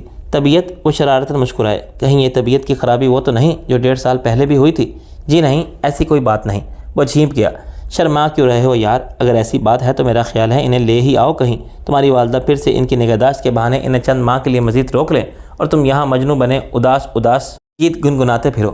وہ اور دوسرے کئی احباب انگمین کی حادثاتی موت اور پھر احمری کی اس سے دوسری شادی سے انجان تھے۔ بات چھپانے کی بظاہر کوئی خاص وجہ نہیں تھی۔ جب وہ ابو کے فون پر یہاں سے ایمرجنسی میں روانہ ہوا تو سبھی جاننے والوں کو خبر تھی کہ اس کی بیوی کے ہاں چند روز میں ولادت متوقع ہے، اور جب ان کے فون خیریت دریافت کرنے کے لیے اسے موصول ہونا شروع ہوئے تب تک نہ صرف انگمین کی وفات ہو چکی تھی بلکہ امی اسے احمری کے حوالے سے نئے رشتے کی بابت آگاہ بھی کر چکی تھی۔ کچھ سوچ کر اس نے صرف اپنی بیٹی کی ولادت کی خوشخبری سنائی۔ واپس آنے کے بعد سب انہیں دریافت کیا، بھابھی کہاں ہیں؟ تم تو کہہ رہے تھے اب وہ یہیں رہے گی۔ دراصل وہ بہت پہلے ہی فیصلہ کر چکا تھا کہ بیتی باتوں کو بھلا کر نئے ولولے کے ساتھ خانگی زندگی کا آغاز کرے گا۔ اس نے ارادہ کر رکھا تھا کہ باپ بننے کے بعد وہ بچے اور بیوی کو لے کر یہاں آئے گا۔ یہ تو قسمت کی بات تھی کہ اسے اپنے ارادے پر اس طرح عمل کرنے کا موقع نہ مل سکا جیسا کہ اس نے سوچ رکھا تھا۔ انگمین بہت کم وقت کے لیے اس کی زندگی میں آئی تھی، لیکن اس نے اپنے فیصلے کو جوں کا توں رکھتے ہوئے احمری کے ساتھ آنے کا خواب آنکھوں میں سجا لیا تھا۔ اسی لیے سب سوال کرنے والوں کو یہ کہہ کر ٹالا، ابھی کہاں، بچی بہت چھوٹی ہے، 1.5-2 ماہ تک لاؤں گا۔ 40ویں کے بعد اس کا نکاح مقرر تھا، اس لیے 2 ماہ تک کہاں، اور جب 2 ماہ بعد بھی احمری کے کورے جواب نے اسے اکیلے آنا پڑا تو یہ بہانہ گھڑا۔ امی نہیں مانتی کہ اتنی سردی میں اسلام آباد بچی کو لے جایا جائے، ویسے بھی تمہاری بھابھی سے اکیلے بچی سنبھالی نہیں نہ جاتی، ذرا بڑی ہو جائے تو پھر لاؤں گا۔ اس بار آغا صاحب کے استفسار پر اس نے احمری کی خراب طبیعت کا بتا کر جو جواب سنا وہ اسے بہت کچھ سوچنے پر مجبور کر گیا۔ میرو تم تو ویسی کی ویسی ہو۔ بہزاد نے اسے دیکھتے ہی تبصرہ کیا، تو تمہارے اندازے کے مطابق کیا اب تک میرے سینگ نکل آنے چاہیے تھے؟ وہ کسی بات پر چڑی بیٹھی تھی، سو چڑا ہوا جواب دیا، دیکھا بد مزاجی بھی جوں کی توں ہے۔ کن ذہنی میں کچھ افاقہ ہوا یا وہ بھی؟ اس نے فاتحہ پڑھنے کے انداز میں ہاتھ چہرے پر پھیرے۔ ارے یہ ہے تتلی۔ بھابھی کی گود میں تتلی کو دیکھ کر وہ ایک دم اٹھا۔ اس کا بھرپور اشتیاق اور بے چینی احمری کو چونکا گئی۔ یہ تو بالکل بہو انگمین ہے۔ اس کا لہجہ بھیگا ہوا تھا اور شاید پلکے بھی، اس لیے وہ نظریں جھکا کے تتلی کے ماتھے پر پیار کرنے لگا۔ انگمین تمہاری بہت اچھی دوست تھی ہے نا؟ احمری کو کچھ خیال آیا تو وہ ساری کوفت بھلائے اس کے پاس آ بیٹھی۔ تم سے بہت سی باتیں کرتی ہوگی، یہ کیوں پوچھ رہی ہو تم؟ بتاؤ نا۔ وہ تم سے ہر بات کرتی تھی، کبھی اس نے تم سے اپنے سسرال یا شوہر کی کوئی بات کی؟ اس کے رازداری سے پوچھنے پر وہ مسکرا دیا۔ انگمین میری بہت اچھی دوست تھی، مگر شادی سے پہلے بعد میں تو ڈالو مت، اس نے برا سا منہ بنایا۔ میں سچ کہہ رہا ہوں، لیکن تم یہ ساری تفتیش کس سلسلے میں کر رہی ہو؟ کوئی مسئلہ ہے کیا؟ اب وہ اس کے پیچھے پڑ گیا۔ دوست تو میں تمہارا بھی ہوں، تم چاہو تو مجھ سے شیئر کر سکتی ہو اگر تمہیں سسرال میں کوئی پرابلم ہے تو۔ نہیں، پرابلم تو نہیں، بس ایک الجھن سی ہے، وہ جھجکتے ہوئے بتانے لگی۔ کیسی الجھن؟ وہ سنجیدہ ہو گیا۔ تم یہ مت سمجھنا کہ چونکہ تمہاری شادی پہلے مجھ سے طے تھی اس لیے میں یہ بات کر رہا ہوں، لیکن سچ تو یہ ہے کہ مجھے تمہارا وہاں شادی کرنے کا فیصلہ پسند نہیں آیا تھا۔ ٹھیک ہے کہ تتلی کی ذمہ داری نبھانا بھی ضروری تھا، لیکن یہ اس کا واحد حل تو نہیں تھا نا۔ دراصل انگمین کی اپنی خواہش تھی کہ میں ہی اس کی بچی کو پالوں، میں ہی میرو۔ وہ صرف یہ چاہتی تھی کہ خیر چھوڑو اس بات کو، یہ بتاؤ کہ اس کا اتنا مشکل نام کس لیے رکھا تم نے؟ التفات، تمہاری مشکل پسندی کی عادت بھی نہیں گئی۔ بات کو بدلنے کی کوشش مت کرو۔ کیا کہہ رہے تھے کہ تم انگمین کیا چاہتی تھی؟ کیا تم یہ کہنا چاہتے ہو کہ اس نے یہ فیصلہ اپنی بچی کے لیے نہیں اپنے شوہر کی خوشی کے لیے کیا؟ اسے بھی خدشہ سا گزرا ہوا اسے بھی خدشہ سا گزرا کہ ہو نہ ہو انگمین ضرور عارف کی گھناؤنی خواہش سے آگاہ ہو چکی ہوگی، اس لیے اس نے اسے تنزیہ ہنکارا۔ شوہر کی خوشی جسے اس نے اپنا شوہر ہی تسلیم نہیں کیا، اس کی خوشی کا خیال وہ کیا کرتی؟ اچھا میں نے کہا نا، چھوڑو اس بات کو، وہ اب نہیں رہی۔ میں اس کے بارے میں ایسا کچھ نہیں کہنا چاہتا جس سے اس کی روح کو تکلیف پہنچے۔ بات تو تمہیں کرنا پڑے گی بہزاد۔ وہ جان گئی کہ ایسا کچھ علم رکھتا ہے جو وہ نہیں رکھتی۔ میں بد مزاج ہوں، کن ذہن ہوں، مشکل پسند ہوں، لیکن تم بھول رہے ہو کہ میں ضدی بھی بہت ہوں۔ لو پھر سنو، انگمین مرتے ہوئے تم سے عارف سے شادی کرنے کا عہد صرف اس لیے کیا تھا کہ وہ نہیں چاہتی تھی تمہاری شادی مجھ سے ہو۔ کیا؟ مگر کیوں؟ کیونکہ وہ مجھے چاہتی تھی۔ وہ سر جھکا کر تتلی کے گال چہلانے لگا جو پتہ نہیں کیسے اس کی باہوں میں آتے ہی سو گئی تھی، حالانکہ وہ اجنبی چہروں سے خاصا گھبرا اٹھتی تھی۔ تمہیں اور تم؟ میں بھی۔ تو پھر یہ عارف بیچ میں کہاں سے آ گیا؟ اور میں کہاں سے شامل ہوئی اس قصے میں؟ ہم دونوں ہی ایک دوسرے کو چاہتے تھے، میں نے امی کو بتا رکھا تھا۔ وہ کہتی تھی مجھے جس دن ملازمت ملی وہ دوسرے روز انگمین کا ہاتھ مانگنے چلی جائیں گی۔ قسمت کی بات کہ میں ابھی فارغ ہی تھا کہ عارف کا رشتہ اس کے لیے آ گیا۔ وہ ہر لحاظ سے مجھ سے بہتر تھا، عمدہ ملازمت، اکلوتی اولاد، مختصر گھرانہ، صاحب جائیداد۔ ماموں اور ممانی نے فوراً ہاں کر دی۔ انگمین سے پوچھا مگر ہمارے ہاں بیٹیوں کی رضامندی بس رسمی طور پر لی جاتی ہے؟ اس نے انکار کرنا چاہا مگر جواز کیا پیش کرتی، جبکہ ممانی کے پاس عارف کی حمایت کے لیے دلائل تھے۔ وہ احتجاج کر تو رہی تھی مگر وجہ بیان نہیں کر پا رہی تھی۔ میرے بہت مجبور کرنے پر امی میرا رشتہ لے کر گئیں۔ وہی ہوا جس کی امید تھی۔ میری تعلیم بھی عارف کے مقابلے میں کم تھی، اگر ملازمت ملتی بھی تو اتنی شاندار نہ ہوتی۔ ماموں نے بہن کا دل رکھنے کو دلاسا دیا کہ بہزاد کو ملازمت مل جائے تو احمری کے بارے میں وہ ضرور سوچیں گے۔ البتہ امی کے جانے سے انگمین کو حوصلہ ملا اور اس نے کھل کے اپنی رائے کا اظہار کیا، لیکن اس کی یہ جرت بھی بے فائدہ رہی۔ وہ عارف سے بیاہ دی گئی تو تم شاید ہاسٹل میں رہنے کی وجہ سے لا علم رہی، تو یہ بات تھی۔ وہ سوچنے لگی، اسے یاد آنے لگا انگمین کا میکے آتے ہی گمسم ہو جانا، امی ابو سے رکھائی سے پیش آنا۔ اسے انگمین کو سسرال میں پیش آنے والے خوشگوار واقعات کی وجہ سمجھتی رہی، اور وہ انگمین کی خراب حالت۔ ہاں اس روز امی اسے یہی خبر تو دے رہی تھی کہ اس کی حالت بگڑ گئی، وہ بے ہوش ہو گئی۔ تو اس کا مطلب ہے کہ شادی کے بعد بھی وہ تمہیں بھلانے میں کامیاب نہیں ہوئی؟ کامیاب؟ بہزاد نے اسے جتانے والی نظروں سے گھورا۔ میرو، ناکامی یا کامیابی کا سوال تب پیدا ہوتا ہے جب کوشش کی جائے، اور انگمین نے تو سرے سے ایسی کوشش کی ہی نہیں تھی۔ یہ تم کیسے کہہ سکتے ہو؟ وہ مجھے فون کرتی رہتی تھی، اس نے شرمندہ سے اعتراف کیا۔ میں اسے بہت منع کرتا تھا، بہت سمجھاتا تھا۔ یہ سچ ہے کہ مجھے بھی اس سے محبت تھی، اس کا کسی اور کا ہو جانا مجھ سے بھی برداشت نہیں ہو رہا تھا۔ اگر وہ کوئی سی بھی لڑکی ہوتی تو میں زمین آسمان ایک کر دیتا، مگر میرو وہ میرے بہت پیارے ماموں کی بیٹی تھی، میرے خاندان کی عزت، اور جب وہ اپنے سسرال سے مجھے روتے ہوئے فون کیا کرتی تو میں یہ بھول جاتا تھا کہ اس لڑکی کو میں نے چاہا ہے۔ مجھے صرف یہ یاد ہوتا کہ میرے خاندان کی عزت خطرے میں ہے، میرے ماموں کی نیک نامی پر کوئی حرف نہ آ جائے، اس لیے کبھی اس کی حوصلہ افزائی نہ کی۔ مگر وہ نہ جانے کیوں ایسی ہو گئی تھی۔ وہ تو بہت ذمہ دار، بہت حساس، بہت ہی میچور لڑکی ہوا کرتی تھی۔ ضدی اور ناسمجھ تو میں تمہیں کہا کرتا تھا، پھر پتہ نہیں کہاں سے یہ بغاوت اور ضد اس کے اندر اتر آئی تھی، اس لیے وہ اپنے شوہر کے ساتھ اس کے گھر نہیں گئی۔ فخریہ بتاتی تھی کہ میرے پاس اس کے لیے رکھائی کے سوا اور کچھ نہیں۔ وہ خائف ہو کے خود ہی مجھ سے کھنچا رہتا تھا۔ میں تو سخت خوفزدہ ہو جاتا تھا اس کی باتیں سن کر۔ اسے سب کچھ بھلا کر اپنی نئی زندگی ایمانداری سے گزارنے کا مشورہ دیتا تھا کہ کہیں اس کی عاقبت نہ اندیشی اس کا گھر برباد نہ کر دے، لیکن پتہ ہے وہ کیا سمجھی؟ اس نے خود ہی یہ فرض کر لیا کہ میں اب اس کی بجائے تم میں انٹرسٹڈ ہوں۔ ہماری شادی طے ہو جانے کی خبر اس لیے شوق تھی، شاید اسے پکا یقین ہو گیا تھا، حالانکہ میں تم سے شادی کرنے پر صرف امی کی وجہ سے تیار ہوا تھا کہ ماموں ان کے اکلوتے بھائی ہیں، کہیں میرا انکار دونوں کے تعلقات میں بگاڑ نہ پیدا کر دے۔ لیکن وہ کچھ اور سمجھی اور مجھ سے بدلہ لینے کی خاطر، مجھے تم سے شادی کرنے سے روکنے کی خاطر تمہیں اپنے عہد کا پابند کر گئی۔ کس قدر غلط اندازہ لگایا اس نے میرے بارے میں۔ ہاں وہ گمسم بیٹھی خلا میں دیکھ رہی تھی۔ سب کچھ اس کے گمان میں سے کتنا مختلف تھا۔ بہزاد کی بات پر اس کی چپ ٹوٹی۔ ہاں ہم کتنے غلط اندازے لگاتے ہیں اور ہوتا کچھ اور ہے۔ وہ اس کی گود میں سوئی ہوئی تتلی کو نرمی سے اپنی گود میں منتقل کرتے ہوئے اندر لٹانے چلی گئی۔ بہزاد نہ بتاتا تو شاید میں یوں ہی انگمین کی مظلومیت اور بیچارگی کے بدلے اس شخص سے لیتی رہتی جو قصوروار تو ہے مگر اکیلا نہیں۔ اگر وہ بددیانت تھا تو خیانت تو میری اپنی بہن نے بھی کی۔ بیوی ہوتے ہوئے پرانی محبت سے تعلق برقرار رکھے ہوئے بھی پھر اب میں کس کے لیے بدلہ لوں، کس لیے خود کو یہ سزا دوں؟ ہاں یہ سزا مجھے ہی تو مل رہی ہے۔ زمانے بھر کی نظروں میں بری بن رہی ہوں اور تتلی کے ساتھ بھی انجانے میں ناانصافی ہو رہی ہے۔ صرف اور صرف میری وجہ سے وہ اپنے باپ کی شفقت سے محروم ہے۔ خود احتسابی نے اسے احساس دلایا وہ ایک بے مقصد جنگ لڑ رہی ہے، اور اس کارڈ نے اس پر لکھے چند الفاظ نے اس کو فیصلہ کرنے میں مدد دی۔ جب سے بہزاد سے بات ہوئی 3 دن اس نے خود سے الجھتے ہوئے گزارے تھے۔ ایک طرف اس بات کی شرمساری تھی کہ وہ انگبین پر کیے گئے ان مظالم کا حساب لینے کی کوشش کرتی رہی جو سرے سے اس پر ہوئے ہی نہیں۔ دوسری طرف یہ خیال بھی آتا کہ عارف کون سا پارسا ہے، وہ خود بھی ایک کبھی حرکت کا مرتکب ہو چکا تھا، لیکن آج جب بھابھی نے اسے ایک ہلکے آسمانی لفافے میں ملفوف کارڈ اور سفید گلابوں کا کبوک تھمایا یہ کہہ کر کہ تمہارے لیے کوریئر سے آیا ہے، تو وہ فوراً بھانپ گئی کہ یہ پیش قدمی عارف کی جانب سے ہوئی ہوگی۔ اس نے بک تتلی کے کارڈ کے پاس رکھا اور کارڈ کھولا۔ بے حد نفیس ہینڈ رائٹنگ میں وہ نظم اسے کچھ یاد دلانے لگی۔ کیسے اتروں پار، بادل بادل تیری آنکھیں، دریا دریا خواب، کیسے اتروں پار، چاروں جانب پھیل رہی ہے کاجل کی آواز، میرے دل کی ویرانی کو اس کی سندرتا سے بھر دے، مجھے اپنی پلکیں کر دے، اے سندر مت والی آنکھوں والی ناز، اپنی آنکھیں موت کے مجھ سے سپنے میرے لے لے، بس اتنا بتلا دے، کیسے اتروں پار، بادل بادل تیری آنکھیں، دریا دریا خواب۔ احمری نے کارڈ واپس لفافے میں رکھا اور تتلی کے کارڈ کے پاس آ کھڑی ہوئی۔ نرم انگلیوں سے سفید گلاب سہلاتے ہوئے اس نے نظر بھر کے تتلی کو دیکھا۔ کیسے اتروں پار، کیسے اتروں پار، اس کے اندر باہر ایک ہی تکرار ہونے لگی۔ ضد کہیں مجھے بھی اس موڑ پر نہ لے آئے جس پر انگبین کو لے آئی تھی۔ اس کی ضد محبت تھی اور میری ضد نفرت، اور ضد کی کوئی بھی ہو دیتی تو خسارہ ہی ہے۔ دنیا ویسی ہرگز نہیں جیسی کہ نظر آتی ہے، ہر شخص میں کوئی نہ کوئی کمزوری ہوتی ہے۔ وہ بہن جیسے میں آئیڈیلائز کرتی رہی، وہ کیا پتہ عارف مصطفیٰ اچھا شوہر یا اچھا بھائی نہ ہو مگر ایک اچھا باپ ہو۔ مجھے تتلی کے لیے یہ دوگلی زندگی جینا ہی پڑے گی۔ وہ بالآخر ایک فیصلہ کن نتیجے پر پہنچ گئی۔ گلی میں آج چاند نکلا۔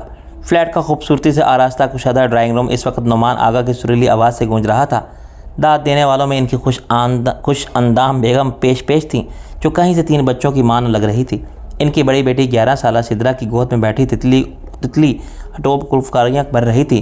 سدرا چاکلیٹ کینڈی کے ذرا ذرا سے اسے پیس کر کے اس کے منہ میں ڈالتی اور وہ خوب زوردار چٹخارا لینے کے بعد اور کھانے کے لیے مچلنے لگتی۔ عارف ساری گہما گہمی سے بے نیاز تتلی کی معصوم اداؤں میں کھویا ہوا تھا اور احمری حیرت و دلچسپی سے یہ ساری کارروائی دیکھ رہی تھی۔ اس کے اچانک بغیر اطلاع کے آنے کے فیصلے پر اسے خود جی بھر کے غصہ آیا۔ جب فلیٹ لاک ملا، مسز آغا اتفاقاً اسی وقت سامنے کے فلیٹ سے نکلی۔ تعارف حاصل ہوا اور وہ پوری بلڈنگ میں ہاتھوں ہاتھ لے گئی۔ اسے یہ جان کر اچنبھا ہوا کہ وہ وہاں سبھی انگبین کے وفا سے لاعلم تھے، نہ ہی کوئی یہ جانتا تھا کہ وہ عارف کی دوسری بیوی ہے۔ بھائی بہت دیر لگا دی تم نے بچی پالنا سیکھنے میں۔ جی کیا مطلب یہ کہ جب عارف نے خوشخبری سنائی کہ پاپا بننے والا ہے تب سے ہم تمہاری آمد کے منتظر تھے۔ اس کا بھی یہی کہنا تھا کہ اب وہ فیملی کے ساتھ سیٹ ہونا چاہتا ہے، لیکن بعد میں تمہارے نہ آنے کی وجہ سے اس نے ہمیشہ یہی بتائی کہ تم سے اکیلی بچی نہیں سنبھالی جاتی۔ جی بس وہ اس سے زیادہ کچھ کہہ نہ سکی۔ خاصی تقویت ملتی یہ سن کر کہ عارف انگبین کو یہاں لانا چاہتا تھا، تو اس کا مطلب ہے کہ اس کی جانب سے پوری کوشش کی گئی تھی فاصلے مٹانے کی۔ فوراً عارف کو فون کر کے بلایا گیا۔ آنن فانن شام کو ویلکم پارٹی کا اہتمام کیا گیا۔ عارف نے سب کے لیے ڈنر کا انتظام کیا اور تقریباً سب نے ہی ایمرجنسی کے باوجود اسے خوبصورت تحائف سے دلا دیے۔ رات 12 ساڑھے 12 کے بعد جب سب چلے گئے تو اس نے گھر کا تفصیلی جائزہ لیا۔ واقعی عارف سچ کہہ رہا تھا، اس نے گھر کا چپا سجا رکھا تھا۔ یہ گھر ہے احمری، جہاں تم قدم رکھو گی تو یہ جنت بن جائے گا، ورنہ کھنڈر۔ اسے یاد آیا، اور شکر ہے کہ میں نے اسے کھنڈر بننے سے بچا لیا، مگر کیا واقعی میں اسے جنت بنا پائی ہوں احمری؟ اس نے پلٹ کے دیکھا۔ بیڈ روم کے دروازے میں ایسا وہ کہ اسے پکارتا رہا۔ جھجکتے ہوئے وہ قدم بڑھانے لگی اور اندر داخل ہوتے ہی ٹھٹک کے رک گئی۔ اس کی قد آور تصویر سامنے لگی تھی۔ میں تم سے یہ نہیں پوچھوں گا احمری کہ تم نے یہاں آنے کا فیصلہ کس کے کہنے پر کیا، مگر میں تمہارا شکریہ ضرور ادا کروں گا۔ تم نے میرے لیے اپنے دل میں کچھ تو گنجائش پیدا کی۔ یہ خوش فہمی کس لیے ہوئی آپ کو؟ لوگ کہتے ہیں تو اب بھی خفا ہے مجھ سے، تیری آنکھوں نے تو کچھ اور کہا ہے مجھ سے۔ وہ اس کے نزدیک اور 2 زانوں بیٹھتا ہوا شعر گنگنانے لگا۔ سے خاصا شغف ہے آپ کو، وہ یوں ہی ادھر ادھر کی بات کر رہی تھی، شاید اپنی بے چینی پر قابو پانے کے لیے۔ اوہو، پہلے تو نہیں، مگر تمہیں دیکھنے کے بعد از خود پیدا ہو گیا۔ جب تمہیں پہلی بار دیکھا تب ہی میں، پلیز، اس کا چہرہ سفید پڑ گیا، پلیز یہ ذکر مت کیجیے۔ وہ گھبرا اٹھی، کہیں اس کا فیصلہ پھر سے نہ بدل جائے۔ نہیں ایمری، تمہیں سننا ہوگا، آج تو سننا ہوگا۔ میں نے ہمیشہ تمہاری سنی، اپنی کہنی بھی چاہی تو تم نے سننے سے انکار کر دیا، لیکن آج ایسا نہیں ہوگا۔ تمہاری نفرت کی وجہ یہ ہے کہ میں ایک بد کردار انسان ہوں جو اپنی سالی پر بری نگاہ ڈالنے کا گناہ گار ہے۔ میں نے اپنی پہلی نظر کی محبت کا ذکر کیا تھا اور تم بزن ہو گئی کہ شاید میں اتنا کمینہ فطرت ہوں کہ دلہا بن کے پہلو میں اور دلہن بٹھا کے کہیں اور نظر بازیاں کر رہا ہوں۔ یہی بات ہے نا؟ پر سر جھکا کے رہ گئی۔ اصل بات سے تم ناواقف ہو ایمری۔ میں پہلی نظر میں تم سے محبت ضرور کرنے لگا تھا، مگر وہ پہلی نظر تب اڑی تھی جب نہ میں تمہیں جانتا تھا نہ تم مجھے۔ کیا؟ لیکن ہم تو پہلے کبھی نہیں ملے۔ وہ حیران ہوئی۔ شاید تمہیں یاد نہ ہو، مگر وہ سفر میری زندگی بدل گیا تھا۔ لاہور سے اسلام آباد جانے والے کوچ میں تم جہلم تک کے لیے سوار ہوئی تھی۔ سحری کا وقت تھا، تمہارے ساتھ ثنا نام کی ایک لڑکی تھی۔ تم نے رات میں موبائل پر بات بھی کی تھی اپنے گھر، اور تب میں تمہارے نام میرو سے واقف ہوا تھا۔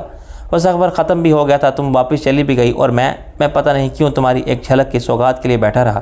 یقین کرو ایمری، میں تب سے تمہارے عشق میں گرفتار ہوں۔ وہ یقین کر رہی تھی، اسے یقین کرنا ہی تھا۔ لہجہ بھی سچا تھا اور لفظ بھی۔ میں نے تمہیں کھوجنے کی کوشش کی، مگر ظاہر ہے کہ میں ناکام رہا۔